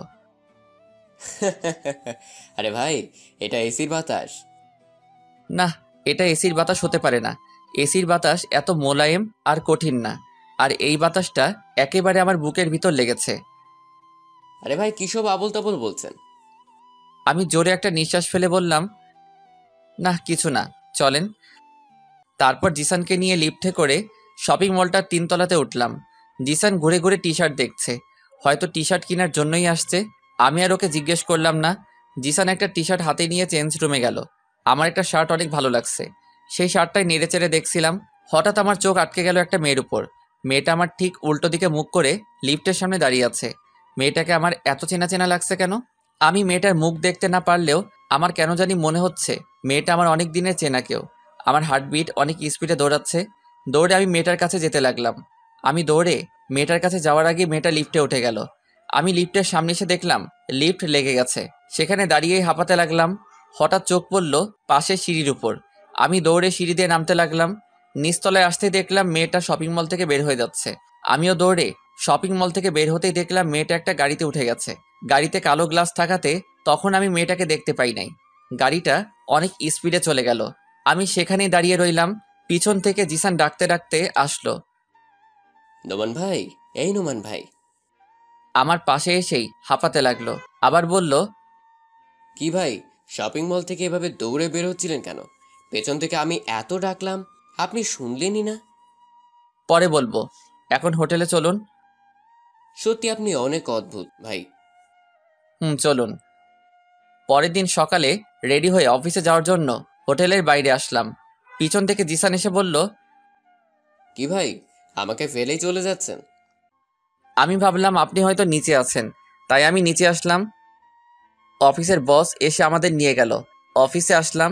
অফিসে ঢোকা মাত্রই সেই দিনের শপিং মলের মতো একটা ঠান্ডা বাতাস লাগলো। আমি অফিসের ভিতরে ঢুকেই কেন জানি অস্থির অস্থির লাগছে। একজন এসে বলল, সবাই এক এক করে ম্যাডামের সাথে মিট করে আসুন। একজন একজন করে একটা রুমে যাচ্ছে আর 4-5 মিনিট পর পর বেরিয়ে আসছে। এইভাবে এক এক করে সবাই গেল। আমি এখনো বসে আছি। জিসান এসে বলল, ভাইজান ভাইজান ভিতরে যান আর গিয়ে পড়ি দেখে আসুন। কি বলছেন? কি পরি কোত্থেকে আসলো? আরে ভাই, এই পড়ি সেই পড়ি না, এটা মানুষ পড়ি। মানে? মানে আমাদের বসটা দেখতে একেবারে পরীর মতো। আমাদের কি মেয়ে বস নাকি? ভাই তাড়াতাড়ি যান। আমি উঠে আমাদের বস মানে মেয়েটার দরজার পাশে এসে বললাম, may I coming madam? Coming. মেয়েটার কণ্ঠ শুনে আমি চমকে উঠলাম। চোখ তুলে তাকাতেই আমি স্তব্ধ হয়ে দাঁড়িয়ে রইলাম। আমি কি দেখছি? আমি নিজের চোখকে বিশ্বাস করতে পারছি না। তখন আমার মুখ দিয়ে শুধু একটা শব্দ বেরিয়ে আসলো, প্রিয়া। আমি আমার নিজের শরীরে একটা চিমটি কেটে চোখ বন্ধ করে আবার তাকালাম। আমি ঠিকই দেখছি, প্রিয়া আমার সামনে। আমার পিচ্চি বউ আমার সামনে। কিন্তু এটা কোন প্রিয়া? এটা কি সেই পিচ্চিটা? পিচ্চিটা তো এখন পিচ্চি নাই, অনেক বড় হয়ে গেছে। এদিকে প্রিয়া আমাকে দেখে চেয়ারে বসে থাকতে পারলো না। চেয়ার থেকে উঠে দাঁড়ালো। মুখটা হা করে আমার দিকে অবাক দৃষ্টিতে তাকিয়ে রইল। আর গাল বেয়ে চোখের পানি গড়িয়ে পড়ছে। আমি যেই প্রিয়ার কাছে এগিয়ে গিয়ে কিছু বলতে যাব, তখনই আমার পিছন থেকে একটা বাচ্চা বলে উঠল, আম্মু। আমি পিছনে তাকিয়ে দেখলাম একটা লোকের কোলে 3-4 বছর বয়সী একটা বাচ্চা। লোকটা হয়তো ড্রাইভার, কিন্তু বাচ্চাটা আম্মু বলল কাকে? বাচ্চাটা সেই ড্রাইভারটার কোল থেকে নেমে ছোট্ট ছোট্ট পায়ে দৌড়ে গিয়ে আম্মু আম্মু বলতে বলতে প্রিয়ার কোলে উঠল। আমার মাথায় যেন আকাশ ভেঙে পড়ল। তার মানে সেদিনের আব্বুর কথাটাই সত্যি হলো। প্রিয়া অন্য কারোর সাথে বিয়ে হয়ে সংসার করছে, আর তার প্রমাণ হলো এই বাচ্চাটা। আমার সেখানে দাঁড়িয়ে থাকতে কষ্ট হচ্ছে। বুকের ভিতর অনেক কষ্ট ফিল হচ্ছে। মনে হচ্ছে কেউ বুকে হাতুড়ি দিয়ে পিটাচ্ছে। আমি কিছুক্ষণ ওদের মা মেয়েকে দেখে কেবিন থেকে বেরিয়ে যেতে লাগলাম। পিছন থেকে প্রিয়া ডাক দিল, এই যে শুনুন। আমি ঘুরে প্রিয়ার চোখের দিকে তাকালাম। প্রিয়া একবার আমার চোখের দিকে তাকিয়ে আবার চোখ নিচে নামিয়ে বলল, অফিসের বসকে কোনোদিন নাম ধরে ডাকতে নেই, এই ভুলটা যেন আর না হয়। আমি প্রিয়ার কণ্ঠে রাগ, মান, অভিমান ফিল করলাম। কিছুক্ষণ প্রিয়ার দিকে তাকিয়ে থেকে বললাম, জি ম্যাডাম। বলেই আমি আবার বেরিয়ে যেতে লাগলাম। পিছন থেকে প্রিয়ার মেয়েটা দৌড়ে এসে আমার হাত ধরল আর তুতলিয়ে তুতলিয়ে বলল, আঙ্কেল, আমি তোমাকে চিনি। আমি মেয়েটাকে কোলে নিয়ে গালে একটা চুমু দিয়ে বললাম, কিভাবে চিনো মামুনি? তোমাকে আমি আম্মুর ফোনে দেখেছি। মেয়েটার কথা শুনে আমি প্রিয়ার দিকে তাকালাম। প্রিয়া মেয়েটাকে ধমক দিয়ে বলল, হিয়া, এদিকে আসো বলছি। মেয়েটা বলল, না, আমি যাব না, আমি আঙ্কেলের কাছে থাকবো। বলেই আমার গলা 2 হাত দিয়ে শক্ত করে জড়িয়ে ধরল। প্রিয়া রেগে সেখান থেকে উঠে এসে মেয়েটাকে আমার কোল থেকে টেনে নিয়ে নিল। মেয়েটা কান্না শুরু করে দিল। তারপর অন্যদিকে মুখ করে বলল, আপনি এখন আসতে পারেন আর গিয়ে আপনার কাজ শুরু করে দেন। আমি সেখান থেকে বেরিয়ে আসলাম। প্রিয়ার কথায় আসি, বেরিয়ে যাওয়ার সাথে সাথেই প্রিয়া কেবিনের দরজাটা লক করে এসে কান্না করতে লাগলো। প্রিয়ার চিৎকার দিয়ে কান্না করার ইচ্ছে করতেছে, কিন্তু অফিস বলে সেটা করতে পারছে না। প্রিয়া হাত দিয়ে মুখ চেপে কান্না করতে লাগলো। কান্না করছে আর বলছে, আমি কি করে পারলাম আমার নোমানের সাথে এরকমভাবে কথা বলতে, যাকে আমি আমার জীবনের চাইতেও বেশি ভালোবেসে থাকি। আমি কি করে পারলাম এরকম ব্যবহার করতে? এইগুলো বলছে আর মুখ চেপে কান্না করছে। প্রিয়ার মেয়েটা তার মার কান্না দেখে বলল, আম্মু তুমি কেঁদো না, আমি আর যাব না ওই আঙ্কেলটার কাছে। প্রিয়া ওর মেয়েকে জড়িয়ে ধরে কান্না করতে লাগলো আর বলল, তুই ওর কাছে যাওয়াতে আমি কাঁদছি না, তুই ওর কাছে যাওয়াতে আমি আরো খুশি হয়েছি। বলেই প্রিয়া মেয়েটার কপালে একটা চুমু খেলো। প্রিয়া এখন বুঝতে পারলো কালকে শপিং মলে কেন তার মনে হয়েছিল যে নোমান তার আশেপাশেই ছিল। তার মানে সত্যি নোমান শপিং মলে ছিল। প্রিয়া চোখের পানি মুছে জোরে একটা নিঃশ্বাস নিল। এখন প্রিয়ার ভিতরটা একটু হালকা লাগছে, কারণ আজ 5-5টা বছর পর নোমানকে সে দেখলো। আমি সামনে এগোচ্ছি আর ভাবছি, এটাই আমার প্রাপ্য ছিল।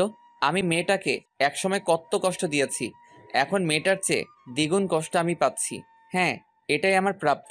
আমাকে অনেকক্ষণ পর কেবিন থেকে বেরিয়ে আসতে দেখে জিসান এগিয়ে আসলো, এসে বলল, কি ভাই, এতক্ষণ ধরে আমাদের পরিবস আপনার পরীক্ষা নিচ্ছিল? জিসান আবার বলল, সাবধান ভাই, অন্য কোনো ধান্দায় পড়েন না। আমাদের পরিবসটা কিন্তু ম্যারিড, আর আমাদের ম্যাডামের হাজবেন্ড হচ্ছে এই সারা কোম্পানির মালিক। আমি বললাম, ও আচ্ছা। আপনার মুখটা এমন লাগছে কেন ভাই? আপনার কি কিছু হয়েছে? আমি একটা নকল হাসি দিয়ে বললাম, না ভাই, কিছু হয় নাই। আব্বু আম্মুর কথা একটু মনে পড়ছে, তাই একটু মন খারাপ। আচ্ছা চলুন ভাই, এখন কাজে লেগে পড়ি। আমি আমার ডেস্কে গিয়ে বসলাম। আমার ডান সাইডে একটা মালয়েশিয়ান ছেলে আর বাঁ সাইডে একটা মেয়ে, দেখে মনে হচ্ছে বাংলাদেশি। এই অফিসের প্রায় লোকই বাংলাদেশি। মেয়েটা আমাকে তার পাশে বসতে দেখে বলল, হাই, আমি রাইসা রহমান। বলে আমার দিকে তার একটা হাত বাড়িয়ে দিল। আমি হাত বাড়িয়ে হ্যান্ডশেক করতে করতে বললাম, আপনি কি বাংলাদেশি? জি, একটা কথা বলবো? হ্যাঁ বলুন। আপনি দেখতে অনেক হ্যান্ডসাম আর কিউট। আমি কিছু বললাম না, কষ্ট করে শুধু একটা হাসি দিলাম। আমি কম্পিউটার অন করার সাথে সাথেই প্রিয়ার মেয়েটা এসে হাজির। আঙ্কেল আঙ্কেল বলে আমার কোলে উঠে এসে বসলো। আমি বললাম, তুমি আবার আমার কাছে আসছো কেন? তোমার আম্মু বকবে তো? না, বকবে না, আমি আম্মুকে বলে এসেছি। আচ্ছা, তোমার নাম কি? হিয়া। প্রিয়ার ওর মেয়ের নামটা নিজের নামের সাথে মিল রেখেই রাখছে। আমি 2 হাত দিয়ে ওর গাল টিপে বললাম, খুব সুন্দর নাম, আর তুমিও অনেক কিউট।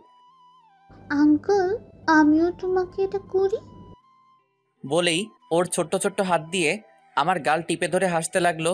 হিয়ার হাসি দেখে আমি ওর দিকে তাকিয়ে রইলাম। হিয়া সেম দিয়ার মতোই হাসছে। তারপর হিয়া আমার দাড়িতে হাত দিয়ে বলল, আঙ্কেল, এগুলোর নাম কি? এগুলোর নাম দাড়ি।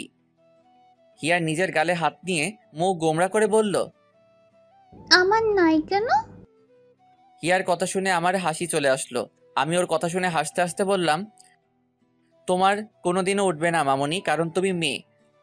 আমি আবার বললাম, আচ্ছা মামনি, তোমার আব্বু এখন কোথায়? আব্বুকে?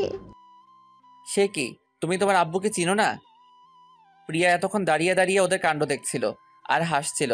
আমার এই প্রশ্নে হিয়াকে চুপ থাকতে দেখে প্রিয়া এদিকে এগিয়ে এসে বলল, হিয়া ওর আব্বুকে পাপা বলে ডাকে? হঠাৎ কারো কথায় পিছন ফিরে তাকিয়ে দেখলাম প্রিয়া। প্রিয়াকে দেখে আমি বসা থেকে উঠে দাঁড়ালাম। প্রিয়া কথাটা বলেই আমার দিকে তাকিয়ে রইল। আমি ওর থেকে চোখ নামিয়ে বললাম, সরি ম্যাডাম, আসলে আপনার মেয়ে আমার কাছে। আমাকে বলতে না দিয়ে প্রিয়া বলল, ইটস ওকে। তারপর প্রিয়া হিয়াকে আমার পাশ থেকে তুলে নিয়ে যেতে যেতে বলল, চল হিয়া, কিছু খাবে? বাড়ি থেকে না খেয়েই চলে এসেছো। আমার দিকে একবার তাকিয়ে চলে যেতে লাগলো। পাশ থেকে রাইসা এতক্ষণ আমাদের দেখছিল। আমাকে বলল, আমাদের ম্যাডাম কি আপনার পরিচিত কেউ? আমি মেয়েটার প্রশ্ন শুনে চুপ করে রইলাম। আমি মেয়েটাকে কি বলবো কিছু বুঝে উঠতে পারতেছি না। জি। রাইসা আমাকে আর কিছু প্রশ্ন করার আগে আমি বললাম, এক্সকিউজ মি, আমি একটু আসছি। বলে আমি অফিসের ওয়াশরুমের দিকে যেতে লাগলাম। অফিস শেষে আমি আর জিসান দাঁড়িয়ে আছি অফিসের বাইরে। অফিসে বাসের জন্য অপেক্ষা করছিলাম। জিসান আমাকে বলল, ভাই আপনি এখানে দাঁড়ান, আমি গিয়ে দেখে আসছি বাসটা এখনো আসছে না কেন। এই বলে জিসান চলে গেল। আমি একা একা আনমনে দাঁড়িয়ে আছি। পেছন থেকে প্রিয়া হিয়াকে কোলে নিয়ে বের হলো। হিয়া আমাকে দেখে প্রিয়ার কোল থেকে নেমে দৌড়ে আমার কাছে আসলো। আমার সামনে এসে একটা হাসি দিয়ে বলল, আঙ্কেল মাথা নিচু করো। আমি মাথা নিচু করতেই হিয়া আমার গালে একটা চুমু খেলো। তারপর হিয়া প্রিয়ার কাছে গিয়ে ওর হাত ধরে টানতে লাগলো। প্রিয়া বলল, কি হলো হিয়া, আমাকে টানছো কেন? আসো না আম্মু। হিয়া প্রিয়াকে টানতে টানতে আমার সামনে নিয়ে এলো। প্রিয়া আমার দিকে একবার তাকিয়ে চোখ নিচে নামিয়ে নিল।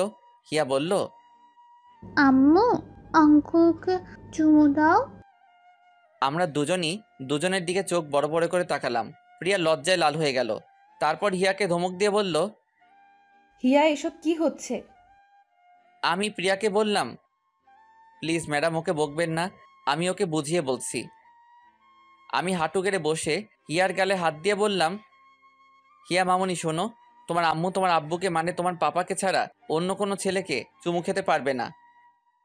কিন্তু আম্মু তো পাপ্পাকে চুমু দেয় না, আম্মু তো তোমার ফটোতে চুমু। প্রিয়া হিয়ার মুখ চেপে ধরল। তারপর হিয়াকে কোলে নিয়ে বলল, চল হিয়া, দেরি হয়ে যাচ্ছে। বলে আমার দিকে একবার তাকিয়ে গাড়িতে উঠে গেল। গাড়িতে উঠে হিয়া আমাকে হাত নাড়িয়ে টাটা দিতে লাগলো। আমিও ওকে হাত নাড়িয়ে টাটা দিলাম। আমিও হোটেলে চলে আসলাম। রুমে ঢুকে শার্টটা খুলে একটা টাওয়েল নিয়ে বাথরুমে ঢুকলাম। বাথরুমে ঢুকে শাওয়ারটা ছেড়ে শাওয়ারের নিচে দাঁড়িয়ে রইলাম। বুকের ভিতরটা অনেক ভারী লাগছে, অনেক কষ্ট জমে আছে বুকের ভিতরে। আমার দোষে আমি আমার পিচ্চি বউটাকে হারালাম। সেদিন যদি আমি ওকে সারপ্রাইজ দেওয়ার জন্য ঘর থেকে বেরিয়ে না যেতাম, তাহলে আজ আমাকে ওকে এই অবস্থাতে দেখতে হতো না। আমার চোখের পানি আর শাওয়ারের পানি এক হয়ে নিচে পড়ছে। আমার পিচিটা এখন আর আমার নেই, এখন সে অন্য কারো বউ, অন্য একজনের মেয়ের মা। যখন ওর মেয়েটা আমার কাছে আসে, জানি না কেন জানি আমি সব কষ্ট ভুলে যাই। এখন আমি নিজেকে একটা কথা ভেবেই সান্ত্বনা দিচ্ছি যে যাই হোক, আমার পিচিটা তো সুখে আছে, ও সুখে থাকলেই হলো। আমার আর কিছু চাই না, প্রিয়ার সুখেই আমার সুখ। অনেকক্ষণ শাওয়ারের নিচে থাকার পর বাথরুম থেকে বেরিয়ে আসলাম। পরের দিন অফিসে যাওয়ার জন্য জিসান রেডি হয়ে আমার রুমে এসে বলল, কি ভাই আপনি এখনো রেডি হন নাই? অফিস বাস চলে আসছে তো। আমি বললাম, জিসান ভাই আপনি অফিস বাস দিয়ে চলে যান, আমি পরে একটা ট্যাক্সি নিয়ে চলে যাব। আচ্ছা ঠিক আছে, আমি যাই। আপনি দেরি করবেন না কিন্তু, নতুন নতুন অফিস জয়েন করেছেন, দেরি করলে সমস্যা হতে পারে কিন্তু। আচ্ছা। আমি ভাবতে লাগলাম আমার কি আর প্রিয়ার সামনে যাওয়া ঠিক হবে? ও যখন সুখে আছে তাহলে থাক না সুখে, আমি কেন ওর পথের কাঁটা হয়ে দাঁড়াবো? তাই ভাবলাম আমি আর প্রিয়ার সামনে যাব না। এদিকে হিয়া অনেকক্ষণ ধরে ওর মাকে বলে যাচ্ছে, আম্মু আঙ্কেল এখনো আসছে না কেন? হিয়া প্রতিদিন প্রিয়ার সাথে অফিসে আসে। প্রিয়া ওর মেয়েকে বলছে, আসবে, এক্ষুনি চলে আসবে। প্রিয়াও চিন্তায় পড়ে গেল। অফিস বাস তো সেই কখনই চলে আসলো, কিন্তু নোমান আসলো না কেন অফিস বাসে? নোমান কি আর আসবে না অফিসে? নোমান তো আমাকে সহ্যই করতে পারে না।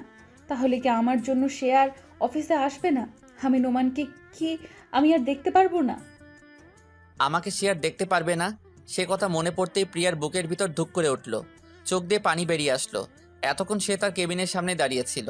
হঠাৎ খেয়াল হলো নোমান অফিসে ঢুকছে। প্রিয়ার চোখে মুখে হাসি ফুটে উঠল। হিয়া নোমানকে দেখতে পেয়ে দৌড়ে গিয়ে আমার পা দুইটা জড়িয়ে ধরল। আমি হিয়াকে টেনে কোলে তুললাম, গালে একটা চুমু দিলাম। হ্যাঁ, আজ ওর জন্যই অফিসে আসতে হলো। আমি যে প্রিয়ার মেয়েটার মায়ায় পড়ে গেছি। হিয়া গাল ফুলিয়ে বলল, আঙ্কেল আমি তোমার সাথে কথা বলবো না, তুমি এত দেরি করে আসলে কেন? সরি, দেখি কিউটিটার মুখটা। হিয়া মুখটা অন্যদিকে ঘুরিয়ে নিল। আমি এবার হিয়াকে কাতুকুতু দিতে লাগলাম। হিয়া খিলখিল করে হাসতে লাগলো। প্রিয়া দেখে একটা হাসি দিয়ে চোখ মুছে জোরে একটা নিঃশ্বাস ফেলে কেবিনে চলে গেল। আমি সারাদিন হিয়াকে নিয়ে মেতে রইলাম। মেয়েটা অনেক পাকা পাকা কথা বলছে, আর আমি সেই কথা শুনে হাসতে হাসতে ফেটে পড়ছি। প্রিয়া বারবার কেবিন থেকে বের হয়ে এসে কিছুক্ষণ দেখে, তারপর একটা হাসি দিয়ে আবার নিজের কেবিনে চলে যায়। এভাবেই সারাটা দিন কেটে গেল। জিসান এসে বলল, ভাই হোটেলে যাবেন না? অফিস তো শেষ হয়ে গেল। আমার যাওয়ার কথা শুনেই হিয়া আমার গলা জড়িয়ে ধরল। না আঙ্কেল যাবে না। আমি জিসানকে বললাম, জিসান ভাই আপনি অফিস বাস দিয়ে চলে যান, আমি সকালের মতো ট্যাক্সি দিয়ে চলে যাব। জিসান চলে গেল। কিছুক্ষণ পর প্রিয়া কেবিন থেকে বেরিয়ে আমাদের কাছে এসে হিয়াকে বলল, হিয়া আস, আমরা বাসায় যাব। হিয়া এবার আমার কাঁধে মুখ লুকালো, তারপর বলল, না, আমি যাব না। আমি বললাম, চলেন, আমি আপনাদের গাড়িতে তুলে দিয়ে আসছি। অফিসের বাইরে এসে প্রিয়ার গাড়ির সামনে আসলাম। প্রিয়া আগে গিয়ে গাড়িতে বসলো। আমি হিয়াকে বললাম, আমার দিকে তাকাও। হিয়া আমার কাঁধ থেকে মুখ তুলে তাকালো। আমি বললাম, যাও এখন বাসায়। তুমি এরকম করলে কিন্তু আমি কালকে আর এখানে আসবো না। হিয়া আমার কথা শুনে গাড়িতে উঠে গিয়ে বসলো। আমি হিয়ার গালে একটা চুমু দিয়ে সেখান থেকে চলে যেতে লাগলাম। হঠাৎ পিছন থেকে প্রিয়া ডাক দিল। এই যে শুনো। আমি পিছন ফিরে তাকাতেই দেখলাম প্রিয়া গাড়ি থেকে মুখটা বের করে আছে। আমি বললাম, জি বলুন। অফিসের বাস তো চলে গেছে, তুমি কিভাবে যাবে? প্রিয়ার মুখে তুমি ডাক শুনে ওর দিকে অবাক চোখে তাকিয়ে রইলাম। প্রিয়া আবার বলল, আমি তোমাকে কিছু প্রশ্ন করছি। ও জি, আমি ট্যাক্সি দিয়ে চলে যাব। তুমি যদি কিছু মনে না করো, আমি তোমাকে পৌঁছে দিতে পারি। থ্যাংক ইউ, লাগবে না, আমি চলে যেতে পারবো। প্রিয়া মুখটা কালো করে ফেললো। হিয়া বলল, আঙ্কেল চলো না আমাদের সাথে। আমি হিয়ার মুখের দিকে তাকিয়ে আর না করতে পারলাম না। উঠে গেলাম ওদের গাড়িতে। আমি একপাশে আর দিয়া একপাশে, আর হিয়া মাঝখানে। হিয়া আমার কোলে উঠে এসে বসলো। কেউ কোনো কথা বলছি না। কিছুক্ষণ চুপ থাকার পর হুট করে প্রিয়া বলল, তোমার বউকে কি এখানে মালয়েশিয়া সাথে করে নিয়ে এসেছো? আমি প্রিয়ার কথা শুনে হাসতে লাগলাম। বউ? কি হলো, হাসছো কেন? আমি হাসির কিছু বলেছি? আমার কপালে বউ নাই। মানে তুমি কি সব অদ্ভুত কথা বলছো? সত্যি তো বলছি, এখানে অদ্ভুত কি আছে? মানে তুমি এখনো বিয়ে করো নাই? না, বললাম না আমার কপালে বউ নাই। কেন বিয়ে করো নাই? তুমি জেনে কি করবে? প্লিজ বলো না, কেন বিয়ে করো নাই? আমি কিছুক্ষণ চুপ করে রইলাম। তারপর প্রিয়ার চোখে চোখ রেখে বললাম, তোমার জন্য। প্রিয়া অবাক হয়ে বলল, আমার জন্য মানে? সেদিন রাতে আমি কিছু একটা ভেবে চুপ করে রইলাম। প্রিয়াকে কি এখন এসব বলা ঠিক হবে? প্রিয়া তো সুখেই আছে, ওকে এসব বলে কি ওর কষ্ট বাড়ানো ঠিক হবে? প্রিয়া আমাকে চুপ করে থাকতে দেখে বলল, বলো না সেদিন রাতে কি? কিছু না। প্রিয়া এবার আমার হাত ধরে প্রিয়ার মাথায় নিয়ে গেল। তারপর বলল, ও তো ছোট্ট ফেরেস্তার মতো নিষ্পাপ। আমি জানি তুমি ওর মাথায় হাত রেখে মিথ্যে বলতে পারবে না। আমি এবার কি বলবো কিছু বুঝে উঠতে পারছি না। হিয়ার মাথায় হাত রেখে আমি আবার মিথ্যেও বলতে পারবো না। আমি বললাম, প্রিয়া থাক না এসব এখন, আর জেনে কি করবে? তুমি বলবে কিনা বলো। আমি এবার বলতে শুরু করলাম, আসলে সেদিন রাতে তুমি যখন আমার মুখ থেকে একবার বউ ডাক শুনতে চেয়েছিলে, তখন আমি কেন ঘর থেকে বেরিয়ে গিয়েছিলাম জানো? সেদিন আমি তোমাকে সারপ্রাইজ দেওয়ার জন্য রুম থেকে বেরিয়ে গেছিলাম। সেদিন আমি তোমাকে একবার না, সারা জীবনের জন্য বউ ডাকতে চেয়েছিলাম, তোমাকে আপন করে নিতে চেয়েছিলাম। কিন্তু তোমাকে সারপ্রাইজ দেওয়ার জন্য একটা লাল টকটকে শাড়ি আর অনেক গোলাপ ফুল নিয়ে যখন বাসায় আসলাম, তখন আমি নিজেই সারপ্রাইজড হয়ে যাই। এসে দেখি তুমি রুমে নাই। তারপর যখন তোমার চিঠি আর ডিভোর্স পেপারে সাইন দেখলাম, তখন আমার সারা দুনিয়া অন্ধকার হয়ে এসেছিল। তারপর ৫-৫টা বছর তোমার অপেক্ষায় আর তোমাকে খুঁজতে খুঁজতে কাটিয়ে দেই। সবাই তো ভেবে নিয়েছিল যে তুমি আর বেঁচে নেই, কিন্তু একমাত্র আমি জানতাম তোমাকে আমি একদিন না একদিন খুঁজে পাবো। কিন্তু এভাবে যে পেয়েও তোমাকে হারাতে হবে সেটা ভাবিনি। আমি এক নিঃশ্বাসে কথাগুলো বলে ফেললাম। প্রিয়ার দিকে তাকিয়ে দেখলাম গাল বেয়ে চোখের পানি গড়িয়ে পড়ছে। আমার দিকে মায়া ভরা চোখে তাকিয়ে আছে। আমারও চোখ দিয়ে পানি বের হয়ে এসেছিল। আমি সেটা মুছে প্রিয়াকে বললাম, এই পাগলি, কাঁদছো কেন? আমি কিন্তু এখন আর কষ্ট পাচ্ছি না, কারণ তুমি সুখে আছো। তোমার সুখেই আমার সুখ। প্রিয়ার এখন অনেক ইচ্ছে করছে আমাকে জড়িয়ে ধরতে, কিন্তু ধরল না, নিজেকে কন্ট্রোল করলো। আর মনে মনে বলতে লাগলো, আমাকে এতদিন অনেক কষ্ট দিয়েছো, এখন তোমার নিজের কিছু কষ্ট পাওয়া প্রাপ্য। প্রিয়ার ভিতরে ভিতরে অনেক খুশি হচ্ছে এই ভেবে যে আমার নোমান আমাকে ভালোবাসে। আমার জন্য সে এতটা বছর অপেক্ষা করলো, কিন্তু সে খুশিটা প্রকাশ করলো না। চোখের পানি মুছে চুপ করে বসে রইল আর বারবার আমার দিকে আর চোখে তাকাতে লাগলো। আজ আমাকে কেন জানি প্রিয়ার কাছে অন্যরকম লাগছে।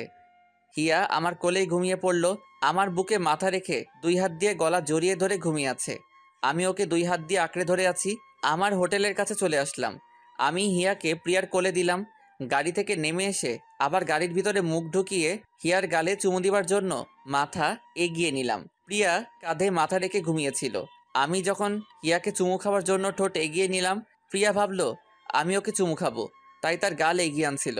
কিন্তু আমি হিয়ার গালে চুমু খাওয়াতে প্রিয়া লজ্জা পেয়ে আবার গাল পিছিয়ে নিল। আমি গাড়ি থেকে মাথা বের করে পিছন ফিরে চলে আসছিলাম। পিছন থেকে প্রিয়া ডাক দিল, এই যে শোনো। আমি পিছন ফিরে বললাম, জি। কালকে অফিসে একটু তাড়াতাড়ি চলে যেও। জি আচ্ছা। এই বলে আমি হোটেলের ভিতর ঢুকে গেলাম। আমি ভিতরে ঢোকা পর্যন্ত প্রিয়া সেখানেই গাড়ি নিয়ে দাঁড়িয়ে রইল। আমি রুমে ঢুকে সবকিছু গুছিয়ে নিলাম। প্রিয়াকে আমার মনের কথা বলতে পেরে এখন শান্তি লাগছে। পরের দিন সকালে রেডি হচ্ছিলাম, হঠাৎ আমার মোবাইলটা বেজে উঠল। আম্মু ফোন দিয়েছেন। আমি ফোন রিসিভ করার পর আম্মু বললেন, কেমন আছিস রে? ভালো আম্মু, আমি আসছি, এসেই তোমার সাথে কথা বলবো, এখন রাখি। কোথায় আসছিস? আম্মু আমি দেশে ফিরছি। আম্মুকে কিছু বলতে না দিয়ে আমি ফোনটা কেটে দিলাম। হ্যাঁ, আমি আজ ফিরে যাচ্ছি দেশে। সেদিন যখন ভাবছিলাম প্রিয়ার সামনে আর যাব না, সেদিনই আমি দেশে ফেরার জন্য টিকিট বুক করি। তাই সেদিন অফিসে যেতেও দেরি হয়েছিল। আজ এখানকার সময় দুপুর 12টায় আমার ফ্লাইট। আম্মুকে প্রিয়ার কথা বললাম না। প্রিয়া যখন সবার থেকে দূরে চলে এসে ভালো থাকতে চাইছে, তাহলে থাকুক প্রিয়া ওর মতো করে। আমি ওর সুখে পানি ঢালতে চাই না। আমি আজ শেষবারের মতো প্রিয়াকে আর ওর মেয়ে হিয়াকে দেখতে যাচ্ছি। ওর মেয়েটার মায়ায় পড়ে গেছি যে আমি। জিসানকে আমি আরও আগে বলে দিয়েছি অফিস বাসে করে চলে যেতে। তারপর সব কিছু নিয়ে একটা ট্যাক্সিতে উঠলাম। অফিস থেকে একেবারে এয়ারপোর্টে চলে যাব। আমার ট্যাক্সি আর প্রিয়ার প্রাইভেট কার একসাথে এসে থামলো অফিসের সামনে। আমি ট্যাক্সি থেকে নেমে দাঁড়াতেই দেখলাম প্রিয়া আর হিয়া নামছে গাড়ি থেকে। আজ প্রিয়া একটা কালো শাড়ি পরে এসেছে। আজ অনেক সুন্দর লাগছে প্রিয়াকে। এত সুন্দর কেন এই মেয়েটা? আমি নিজের মাথায় নিজেই থাপ্পড় দিলাম। আমি এসব কি ভাবছি? প্রিয়া এখন অন্য কারো বউ। গাড়ি থেকে নেমেই হিয়া আমাকে দেখতে পেয়ে দৌড়ে এসে আমার কোলে উঠল। আমি হিয়ার গালে একটা চুমু খেলাম। মেয়েটা যে কেন আমাকে এত মায়ায় ফেলছে, আজকের পর হয়তো আমাকে না দেখতে পেয়ে অনেক মিস করবে, আর আমিও অনেক অনেক মিস করব। প্রিয়া আমার দিকে তাকিয়ে একটা হাসি দিল। আমি হিয়াকে কোলে নিয়ে অফিসে ঢুকে গেলাম। আমার পিছন পিছন প্রিয়াও ঢুকলো। আমি হিয়াকে আমার টেবিলে নিয়ে গিয়ে বসালাম। প্রিয়া আমার দিকে একবার তাকিয়ে ওর কেবিনে ঢুকে গেল। প্রিয়াকে দেখে মনে হচ্ছে আজ সে অনেক হ্যাপি। ভালোই হলো, আজ প্রিয়াকে হাসি মুখে দেখেই সারা জীবনের জন্য ওর জীবন থেকে বিদায় নিতে পারবো। হিয়াকে টেবিলে বসিয়ে আমি হাঁটু গেড়ে নিচে বসলাম। আমি ওর গালে হাত দিলাম। কিছুক্ষণ তাকিয়ে রইলাম। এই মেয়েটাকে আমার এত এত মায়া লাগে কেন? হিয়া, আমি নিজেকে ধরে রাখতে পারলাম না। চোখ দিয়ে সাগরের বাঁধ ভাঙার মতো করে অশ্রু গড়িয়ে পড়ল। আমার বুকটা ফেটে যাচ্ছে, চিৎকার করে কাঁদতে ইচ্ছে করছে। হিয়া আমার গালে হাত দিয়ে বলল, আঙ্কেল তুমি কান্না করছো কেন? আমি হিয়ার কথায় কোনো উত্তর দিলাম না। ওর গালে একটা চুমু দিয়ে ওকে জড়িয়ে ধরলাম। তারপর বললাম, হিয়া তুমি তোমার আম্মুর কাছে যাও, আমি তোমার জন্য বাইরে থেকে অনেকগুলো চকলেট নিয়ে আসছি। আজ এই মায়াবতীটাকেও মিথ্যে বলতে হলো। এই বলে আমি হিয়াকে ওর আম্মুর কেবিনের সামনে দিয়ে আসলাম। কেবিনের বাইরের গ্লাস দিয়ে আমি আমার মায়াবতীটাকে শেষ একবার দেখলাম। মাথা নিচু করে অফিসের পেপারে কি যেন লিখছে। আমি আর সেখানে দাঁড়ালাম না, চলে যেতে লাগলাম। আমি যেই অফিস গেট দিয়ে বেরোতে যাব, তখনই ছোট্ট দুইটা হাত আমার পা জড়িয়ে ধরলো। হিয়া, হ্যাঁ হিয়াই পিছন থেকে আমার পা জড়িয়ে ধরলো। আমি আবার হাঁটু গেড়ে ওর সামনে বসলাম। কি হলো হিয়া? আঙ্কেল আঙ্কেল তুমি ফিরে আসবে তো? ইয়া আল্লাহ, তুমি এই পিচিটাকে কেন এত মায়া দিয়ে গড়লে? আমার যে এই পিচিটাকে ছেড়ে যেতে ইচ্ছে করছে না। মেয়েটাকে আমি আবার জড়িয়ে ধরলাম। আমার এখন হাউহাউ করে কান্না করতে মন চাইছে। এই মেয়েটার প্রতি আমার কিসের এত টান? কি আছে এই মেয়ের মধ্যে? আমাকে আবার মেয়েটাকে মিথ্যে বলতে হলো।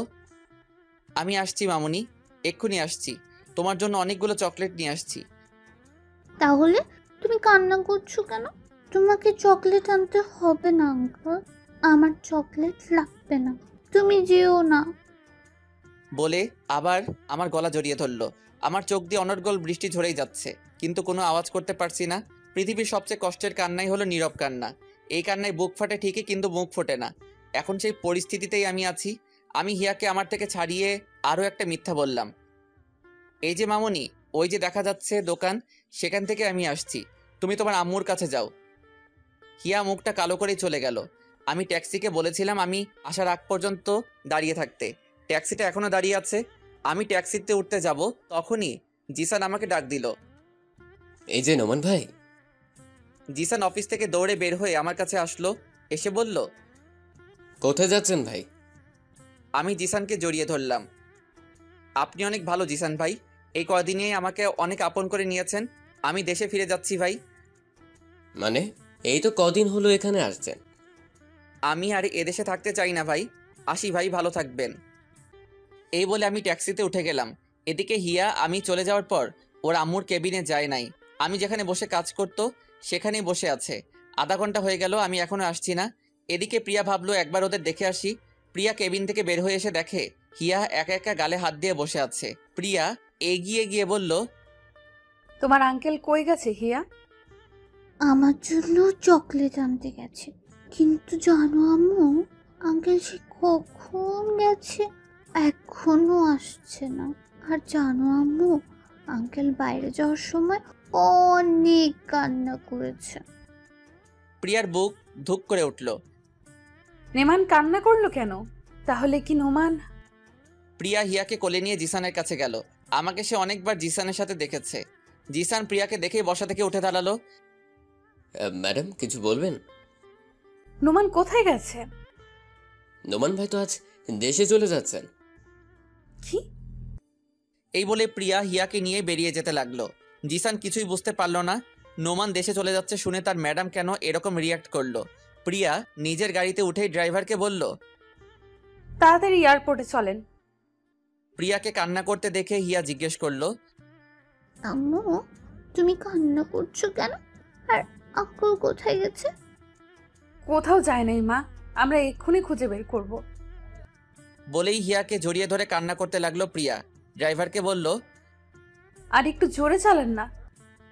ড্রাইভার গাড়ির স্পিড অনেক বাড়িয়ে দিল। আমার পাসপোর্ট ভিসা চেক করছিল একজন গার্ড। আমি এক্ষুনি এয়ারপোর্টের ভিতরে ঢুকে যাব। আর বেশিক্ষণ বাকি নাই আমার ফ্লাইট ছাড়তে।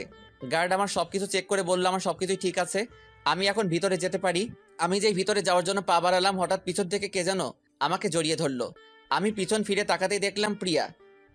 প্রিয়া তুমি এখানে? একাই চলে যাচ্ছ? তোমার বউকে আর তোমার মেয়েকে নিয়ে যাবে না সাথে করে? আমার মেয়ে মানে? হিয়া তোমার মেয়ে। সেদিন তুমি যখন আমাকে পিলটা দিয়েছিলে সেটা আমি খাই নাই, ফেলে দিয়েছিলাম। প্রিয়ার কথা শুনে খুশিতে আমার কান্না চলে আসলো। আমি প্রিয়ার দুই গালে হাত দিয়ে চোখের পানি ফেলতে ফেলতে বললাম, হিয়া আমার মেয়ে, আমার মেয়ে। তারপর বললাম, শুনলাম তোমার নাকি বিয়ে হয়েছে তোমার কোম্পানি মালিকের সাথে। না, এটা ভুল, সবাই সত্যিটা জানে না। তারপর আমি প্রিয়াকে জড়িয়ে ধরলাম। প্রিয়াও কান্না করছে। তারপর আমার থেকে নিজেকে ছাড়িয়ে বলল, এই ছাড়ো ছাড়ো, কি করছো? সবাই দেখছে। আমার বউকে আমি জড়িয়ে ধরেছি, তাতে কার কি? তাই বলে মানুষকে ফ্রিতে সিনেমা দেখাবে? ওলে বাবালে, আমার পিচিটা দেখে অনেক পাকনা হয়ে গেছে। এই ছাড়ো, আমি কি এখন আর পিচ্চি রয়ে গেছি নাকি? আমি তো এখন অনেক বড় হয়ে গেছি। তুই যতই বড় হও না কেন, আমার কাছে সে আগের পিচি রয়ে থাকবে, আমার পিচ্চি বউ। এখন আসছে প্রেম দেখাতে। তখন তো আমাকে কত কষ্ট দিয়েছিলে। হ্যাঁ দিয়েছিলাম, তাই তো তোমার চেয়ে দ্বিগুণ কষ্ট আমি এই 5টা বছরে পেলাম। আর আমি কি কম কষ্ট পাইছি এই 5 বছরে? জানো, প্রত্যেকটা দিন তোমার কথা মনে পড়তো, তোমাকে অনেক মিস করতাম। তাই প্রত্যেক দিন তোমাকে ফোন দিতাম, শুধুমাত্র তোমার মুখ থেকে একটা শব্দ শোনার জন্য। শব্দ না শুনতে পারলেও তোমার নিঃশ্বাসের আওয়াজ শুনলেই আমার মন শান্ত হতো। কি ওই অপরিচিত নাম্বারটা তুমি ছিলে? আমার মেয়েটা কই গো? গাড়িতে আছে, চলো। গাড়ির ভিতরে ঢুকতেই হিয়া আমাকে দেখে আঙ্কেল আঙ্কেল বলে জড়িয়ে ধরলো। আমি বললাম, আঙ্কেল না মামুনি, আব্বু বলো। আব্বু কেন? এখন থেকে আব্বুই বলবে। আমি হিয়াকে আমার কোলে নিয়ে ওর চোখে মুখে অনেকগুলো চুমু দিলাম। প্রিয়া আমাদের বাবা মেয়ের মিলন দেখে হাসতে লাগলো। আমি হিয়াকে বললাম, চলো আম্মু, আমরা এখন বাংলাদেশে যাব। বলেই আমি হিয়াকে কোলে নিয়ে গাড়ি থেকে নেমে প্রিয়ার হাত ধরে টানতে লাগলাম। প্রিয়া বলল, এই কোথায় যাচ্ছ? কেন, দেশে যাবা না? পাসপোর্ট টিকিট ছাড়া কিভাবে যাব আমরা? ও, আমি তো ভুলেই গেছিলাম। তো এখন আমরা কই যাব? আমি যে বাড়িতে আমার জীবনের 5টা বছর কাটিয়েছি সেই বাড়িতে। ওদের থেকেও তো বিদায় নিতে হবে। ওদের কাছে যে আমি ঋণী, ওরা আমাকে যে নতুন করে জীবন দিয়েছিল। তারপর আমরা আরিয়ান চৌধুরীর বাড়িতে চলে আসি। আরিয়ান চৌধুরী ও তার মা আমাকে দেখে আমার দিকে অবাক চোখে তাকিয়ে আছেন। আরিয়ান চৌধুরী আমাকে প্রশ্ন করল, আপনি এখানে? হয়তো আমাকে আগে ফটোতে দেখেছে, তাই প্রথম দেখাতেই চিনে ফেলল। তারপর প্রিয়া ওদের সবকিছু বুঝিয়ে বলল। আরিয়ান চৌধুরী প্রিয়ার কথা শুনে মুখটা মলিন করে কিছুক্ষণ দাঁড়িয়ে রইল। তারপর আমাদের বলল, আচ্ছা, তাহলে আজ না হয় তোমরা এখানে থাকো। এর ভেতরে আমি প্রিয়া আর হিয়ার পাসপোর্ট টিকিটের ব্যবস্থা করে ফেলছি। এই বলে আরিয়ান চৌধুরী আর সেখানে দাঁড়ালো না, চলে গেল বাইরে। আরিয়ানের আম্মুর মুখের দিকে তাকিয়ে দেখলাম ওনার চোখে পানি। হয়তো প্রিয়া আর হিয়া চলে যাওয়ার কথা শুনে অনেক কষ্ট পেয়েছেন। উনি অনেক কষ্ট করে বললেন, প্রিয়া, তোর স্বামীকে নিয়ে রুমে গিয়ে ফ্রেশ হয়ে আয় মা, আমি তোদের জন্য খাবার রেডি করছি। এই বলে উনি চলে গেলেন। প্রিয়া আমাকে বলল, চলো রুমে চলো। প্রিয়া আমাকে একটা রুমে নিয়ে আসলো। জিনিসপত্র দেখে মনে হচ্ছে এটা প্রিয়ারই রুম ছিল এতদিন। প্রিয়া নিজের আলমারি থেকে একটা টাওয়েল বের করে আমার হাতে দিল, বলল, যাও ওইদিকে ওয়াশরুম, গোসল করে ফ্রেশ হয়ে আসো। আচ্ছা প্রিয়া, একটা কথা বলি। প্রিয়া মুখে একটা রাগী লোক নিয়ে আমাকে বলল, এইভাবে জিজ্ঞেস করছো যেন অন্য কারো বউয়ের সাথে কথা বলছো। তোমার যা মন চায় তাই বলো, জিজ্ঞেস করার কি আছে? আরিয়ান চৌধুরীর আম্মুকে দেখলাম তুমি চলে যাচ্ছ, সেই কথা শুনে চোখ দিয়ে পানি বের হয়ে আসছে। প্রিয়া একটা দীর্ঘ নিঃশ্বাস ছেড়ে বলল, ওনাদের মতো কোনো মানুষ হয় না। যখন আমি তোমাকে ছেড়ে চলে আসি তারপর থেকে আমি অনেক ভেঙে পড়ি। প্রত্যেকটা দিন তোমার জন্য কান্না করতাম, ঠিক মতো খাওয়া দাওয়া করতাম না। তারপর উনি আমাকে নতুন করে বাঁচতে শিখিয়েছিলেন। আমাকে প্রত্যেকটা দিন নিজের হাতে খাইয়ে দিতেন। আমাকে যেভাবে উনি আদর করতেন সেভাবে হয়তো উনি নিজের মেয়েকেই করেন না। আমি আমার এ মাকে ফেলে আসলে কি হবে? এখানে এসে আরেক মাকে পেলাম। বলেই প্রিয়া কান্না করতে লাগলো। আমি প্রিয়ার মাথা আমার বুকে ঠেকিয়ে সান্ত্বনা দিতে লাগলাম। হঠাৎ হিয়া রুমে এসে আমাদের দেখে বলল, তোমরা কি করছো? আমি প্রিয়াকে ছেড়ে হিয়াকে কোলে নিলাম। বললাম, তোমার আম্মুকে আদর করছিলাম মামুনি। না, তুমি আম্মুকে আদর করবে না। কেন? তুমি শুধু আমাকে আদর করবে, আর কাউকে না। প্রিয়া বলল, দেখেছো তোমার মেয়ে কি হিংসুক? এখন থেকেই আমাকে তোমার থেকে কত দূরে ঠেলে দিচ্ছে।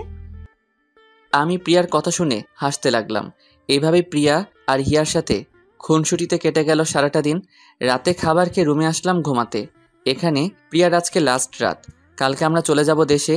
হিয়া অনেক আগেই ঘুমিয়ে গেছে। এই তুমি আমার দিকে এইভাবে আগাচ্ছ কেন? আমার পিচ্চি বউটাকে একটু আদর করব। এই না না, সরো, আমি কিন্তু চিল্লাবো।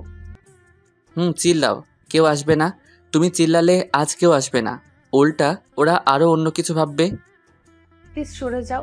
আমি তোমার সাথে সব কিছু নতুন করে শুরু করতে চাই। আমরা আবার নতুন করে বিয়ে করব, আবার নতুন করে বাসর করব। প্লিজ আজ না, প্লিজ আজ একটু শান্তিতে ঘুমিয়ে পড়ো। আমি প্রিয়ার কাছ থেকে সরে আসলাম। বললাম, শিয়ালের সামনে মোরগ রেখে বলছে শান্তিতে ঘুমাতে। বলেই আমি অন্যদিকে মুখ করে বসে রইলাম। আমার কথা শুনে প্রিয়া হাসতে লাগলো। তুমি এত দুষ্টু কেন? বলেই প্রিয়া আমার কাঁধে হাত রেখে পেছন থেকে আমাকে 2 হাত দিয়ে জড়িয়ে ধরল। আচ্ছা, একটা কাজ করতে পারো। কি? আমাকে একটা কিস করতে পারো, কিন্তু কিস করার পর অন্য কিছু করার ধান্দা করো না কিন্তু। লাগবে না আমার কিস। তোমার না লাগলেও আমার লাগবে। বলেই আমাকে ধাক্কা দিয়ে বিছানাতে ফেলে আমার উপর উঠে এসে আমার ঠোঁটে ঠোঁট মিশিয়ে দিল। অনেকক্ষণ পর আমার ঠোঁট ছাড়লো। আমি অনেক জোরে জোরে শ্বাস নিতে লাগলাম। প্রিয়াও আমার মতো হাঁপাতে লাগলো। আমি বললাম, ও মাই গড, আরেকটু হলে তো আমি মরেই যেতাম। রাক্ষসী একটা, আমার ঠোঁট কি খাবার জিনিস নাকি যে এভাবে চুমু খেতে হবে? ইস, আবার ঠোঁটে কামড় দিছে, রাক্ষসী একটা। কি বললে? আমি রাক্ষসী? আর দেখি কোথায় লেগেছে। বলেই আমার ঠোঁটে হাত দিল, বলল, কই, কিছু হয় নাই তো। হয় নাই মানে? এই যে রক্ত বের হচ্ছে, দেখতে পাচ্ছ না? প্রিয়া এবার আরো জোরে জোরে হাসছে। এই পিচ্চি শয়তান্নি, আমার রক্ত বের হচ্ছে আর তুমি হাসছো?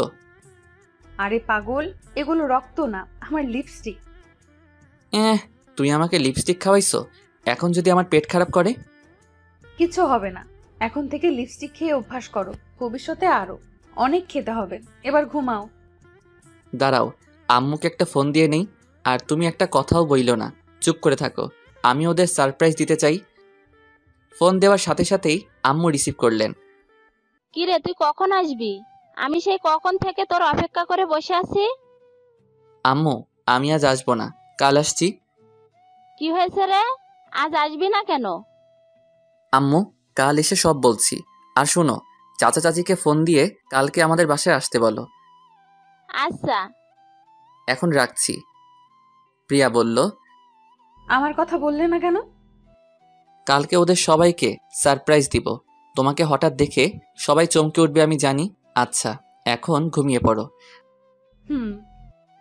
আমি আমার বালিশে মাথা রাখতেই প্রিয়া আমার বুকে শুয়ে পড়ল।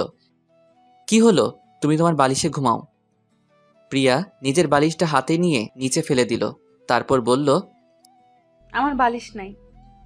আমার বুকে আবার মাথা রাখলো। আমি প্রিয়ার কাণ্ড দেখে হাসতে লাগলাম। পাগলি একটা। তোমার পাগলি। প্রিয়া কিছুক্ষণ চুপ করে থাকার পর আবার বলল, জানো আজ কতদিন পর শান্তিতে ঘুমাতে পারবো।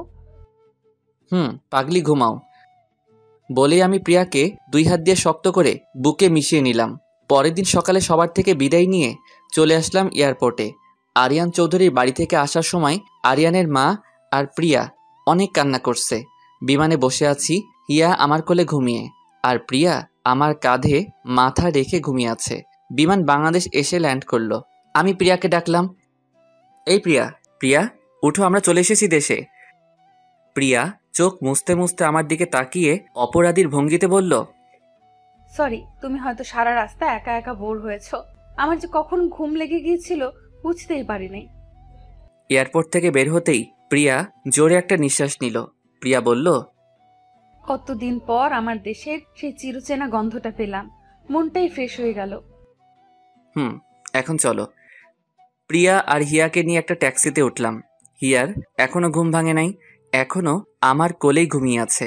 আমাদের বাড়ির পাশে আসতেই আমি প্রিয়ার হাতে একটা বোরকা ধরিয়ে দিয়ে বললাম, এটা পরে নাও। বোরকা কেন? পরো না, এত প্রশ্ন করছো কেন?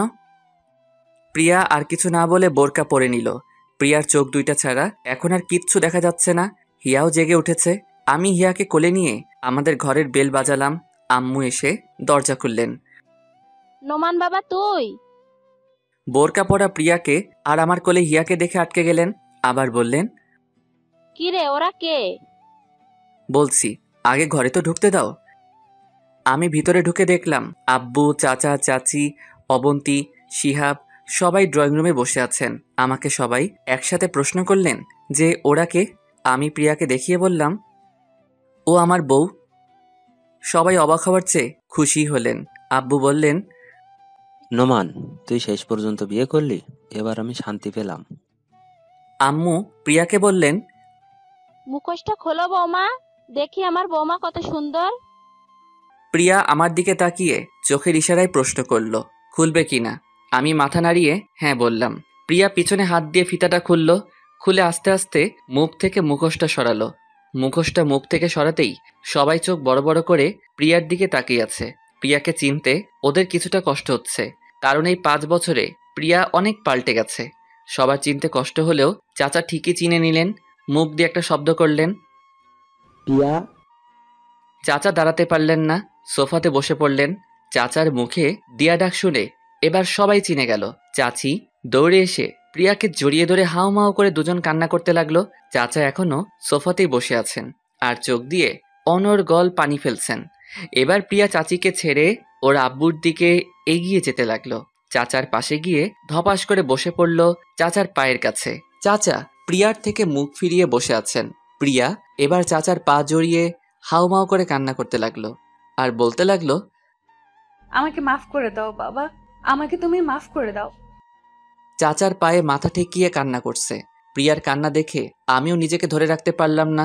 চোখ দিয়ে কয়েক ফোঁটা পানি গড়িয়ে পড়ল। আশেপাশে সবাই প্রিয়ার কান্না দেখে সবাই কান্না করছে। এবার চাচা আর নিজেকে ধরে রাখতে পারলেন না। প্রিয়াকে নিজের পা থেকে তুলে জড়িয়ে ধরে হাউমাউ করে কান্না করতে লাগলেন। কিছুক্ষণ কান্না করার পর প্রিয়াকে ছেড়ে ওর কপালে একটা চুমু খেলেন। এতক্ষণ প্রিয়াকে পেয়ে হিয়াকে কেউ খেয়াল করে নাই। হিয়া আমার কোলেই আছে।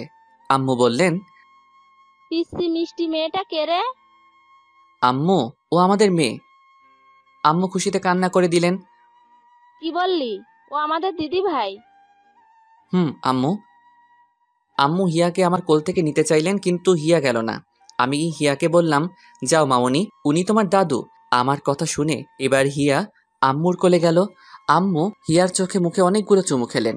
হিয়াকে নিয়ে সবাই কাড়াকাড়ি করতে লাগলো। একজনের কোল থেকে আরেকজন নিচ্ছে। সবাই অনেক খুশি। আমি ওদের দেখে হাসতে লাগলাম। এ বাড়িতে কতদিন পর এরকম হাসি খুশি লাগলো। আমি প্রিয়ার পাশে গিয়ে ওরে কানে কানে বললাম, আমার সেদিনের ভুলের জন্য সবাই কত খুশি, কিন্তু আফসোস সেদিনের ঘটনা আমার কিচ্ছু মনে নেই। তখন আমি কিছুই ফিল করতে পারি নাই। সমস্যা নাই, সেদিন ফিল করতে পারি নাই তো কি হয়েছে, আজ আবার সবকিছু নতুন করে ফিল করে নিব।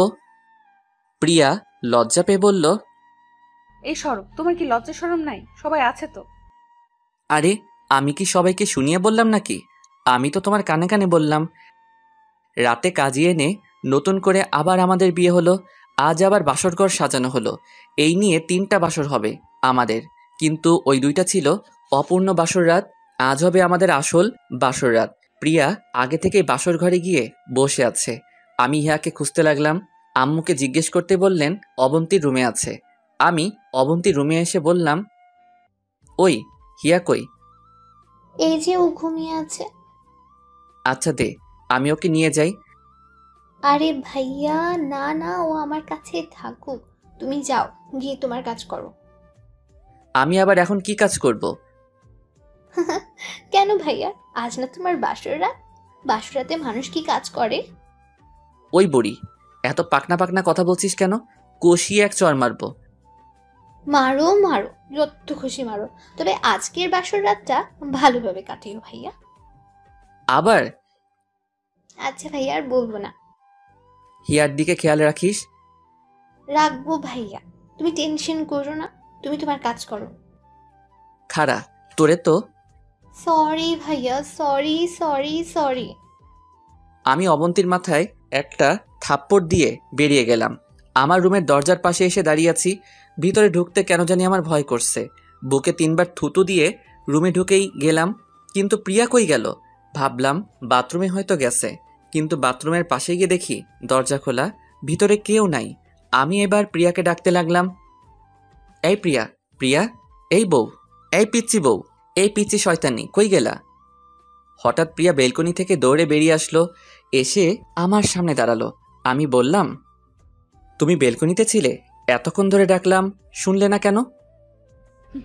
তোমার মুখে পিচ্চি শয়তানির ডাক শুনতে চেয়েছিলাম, তাই চুপ করেছিলাম। ওরে আমার পিচ্চি শয়তানি রে, বলেই প্রিয়াকে পাজা করে ধরে কোলে নিলাম। আমি বললাম, ওরে বাবা রে, তুমি এত ভারী হইছো কি করে? প্রিয়াকে কোলে নিয়ে বিছানাতে নামিয়ে হাত নাড়াতে নাড়াতে বললাম, আমার হাত 2টা গেল। এত মোটু কেন তুমি? উফ। কি বললা? আমি মোটু? তুমি মোটু, তোমার বাপ মোটু, তোমার 14 গোষ্ঠী মোটু। তুমিও তো আমার 14 গোষ্ঠীর মধ্যে একজন। থুর, সরো এখান থেকে, তোমার সাথে আমার কথা নাই। বলেই আমার থেকে মুখ ঘুরিয়ে বসে রইল। আমি প্রিয়াকে আমার দিকে ঘুরিয়ে ওর গাল টিপে বললাম, ওলে বাবালে, আমার পিচ্চি বউটা রাগ করছে। আচ্ছা সরি, এই দেখো কান ধরছি, 1 2 3। প্রিয়া এবার হাসতে লাগলো। হইছে হইছে, আর কান ধরতে হবে না, ওঠো। আমি উঠে গিয়ে প্রিয়ার পাশে বসলাম। বললাম, আচ্ছা প্রিয়া, সেদিন রাতে আমাদের মধ্যে কি কি হয়েছিল গো? আমার তো কিছুই মনে নাই, শুধু এটাই মনে আছে যখন আমি তোমার। প্রিয়া আমার মুখে হাত দিল। চুপ করো, তোমার মুখে কিচ্ছু আটকায় না। না, আটকায় না। তোমার সামনে আমার কোনো কথাই আটকায় না।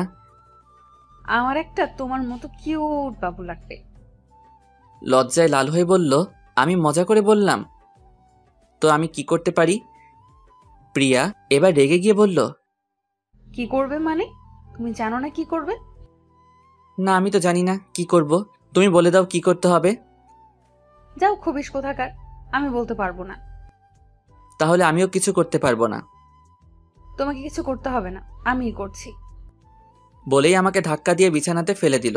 আমি বললাম, দাঁড়াও দাঁড়াও, তোমার কিছু বলতে দিল না, ঠোঁটে ঠোঁট মিশিয়ে দিল। আমি ওকে ছাড়িয়ে বললাম, শিট, আজকেও লিপস্টিক খাইয়ে ছাড়লে। আমি এক হাত দিয়ে আমার ঠোঁট আর এক হাত দিয়ে আমার টি শার্টের মাথা দিয়ে দিয়ার ঠোঁট মুছেছি। এবার প্রিয়াকে আমি ধাক্কা দিয়ে বিছানাতে ফেললাম। ওর ঠোঁটে আবার আমার ঠোঁট মিশিয়ে দিলাম। এভাবে চোখে গলায় ঘাড়ে চুমুতে চুমুতে ভরিয়ে দিলাম। আজ আমার প্রতিটা স্পর্শে প্রিয়া কেঁপে কেঁপে উঠছে। এভাবেই আমরা দুজন দুজনের ভালোবাসায় মিশে হারিয়ে গেলাম অতল সমুদ্রে, যে সমুদ্রে যেতে হলে লাগবে প্রচুর ভালোবাসা আর সাথে ভালোবাসার মানুষ। এভাবে হঠাৎ ঘুমিয়ে পড়লাম। রাতে হঠাৎ আমার ঘুমটা ভেঙে গেল। পাশে হাত দিয়ে দেখি প্রিয়া নাই। মেয়েটা গেল কই? আমি একটা 3/4 পরে টি শার্টটা খুঁজতে লাগলাম। পাশে টি শার্ট না পেয়ে খালি গায়ে বেলকনির দিকে যেতে লাগলাম। বেলকনিতে আসতেই দেখলাম পাগলিটা আনমনে দাঁড়িয়ে আছে, বাতাসে চুল উঠছে। গায়ে আমার টি শার্টটা, হয়তো হাতের কাছে কিছু না পেয়ে আমার টি শার্ট পরে এসেছে। আমি পিছন থেকে গিয়ে প্রিয়াকে জড়িয়ে ধরলাম। হুট করে কারো হাতের ছোঁয়া পেয়ে প্রিয়া ধরফড়িয়ে উঠল। আমি বললাম, আরে এভাবে লাফ দিলে কেন? বলে আমি ওর চুলে নাক ডুবিয়ে দিলাম। মাতাল করা সেই গন্ধ ওর চুলে। প্রিয়া বলল, ও তুমি হুট করে এভাবে জড়িয়ে ধরলে তো ভয় পাবোই। এত রাতে আমার পিচ্চি শয়তান্নিটা এখানে কেন? আমি পেছন থেকে প্রিয়ার গালে চুমু খেতে লাগলাম। আজ আমার জীবনের সবচেয়ে সুখের রাত। এই রাত আমি ঘুমিয়ে কাটাতে চাই না। তাহলে আমাকে ডাকলে না কেন? তুমি অনেক সুন্দর করে ঘুমাচ্ছিলে, তাই ডাকতে ইচ্ছে করে নাই। চলো তাহলে সুখের রাত সুখে ভরিয়ে দেই। আবারও হারিয়ে গেলাম সুখের রাজ্যে। 5-5টি বছর যেভাবে কষ্টে কাটাইছি, আজকে সেই সব কষ্ট সব ভুলে গেছি, হারিয়ে গেছি অজানার পথে। তুমি তো আমার জানি। তুমি আমাকে জান বললা কেন? তুমি তো আমার জানি। জানকে জান বলবো না তো কি বলবো? না, তুমি আমাকে সারা জীবন পিচ্চি বলেই ডাকবা। তোমার মুখে পিচ্চি ডাকটা শুনতেই আমার ভালো লাগে। আচ্ছা, আমার দুষ্টু পিচ্চি, এইবার খুশি হইছ? হ্যাঁ, একদম, অনেক খুশি হয়েছি। ওরে আমার দুষ্টু মিষ্টি পিচ্চি রে। এই বলেই আরো জোরে জড়িয়ে ধরে ওর শরীরের উপরে উঠে গেলাম। কোনো অপূর্ণতা আর রাখিনি। সারাটা রাত এইভাবেই কাটিয়ে দিলাম।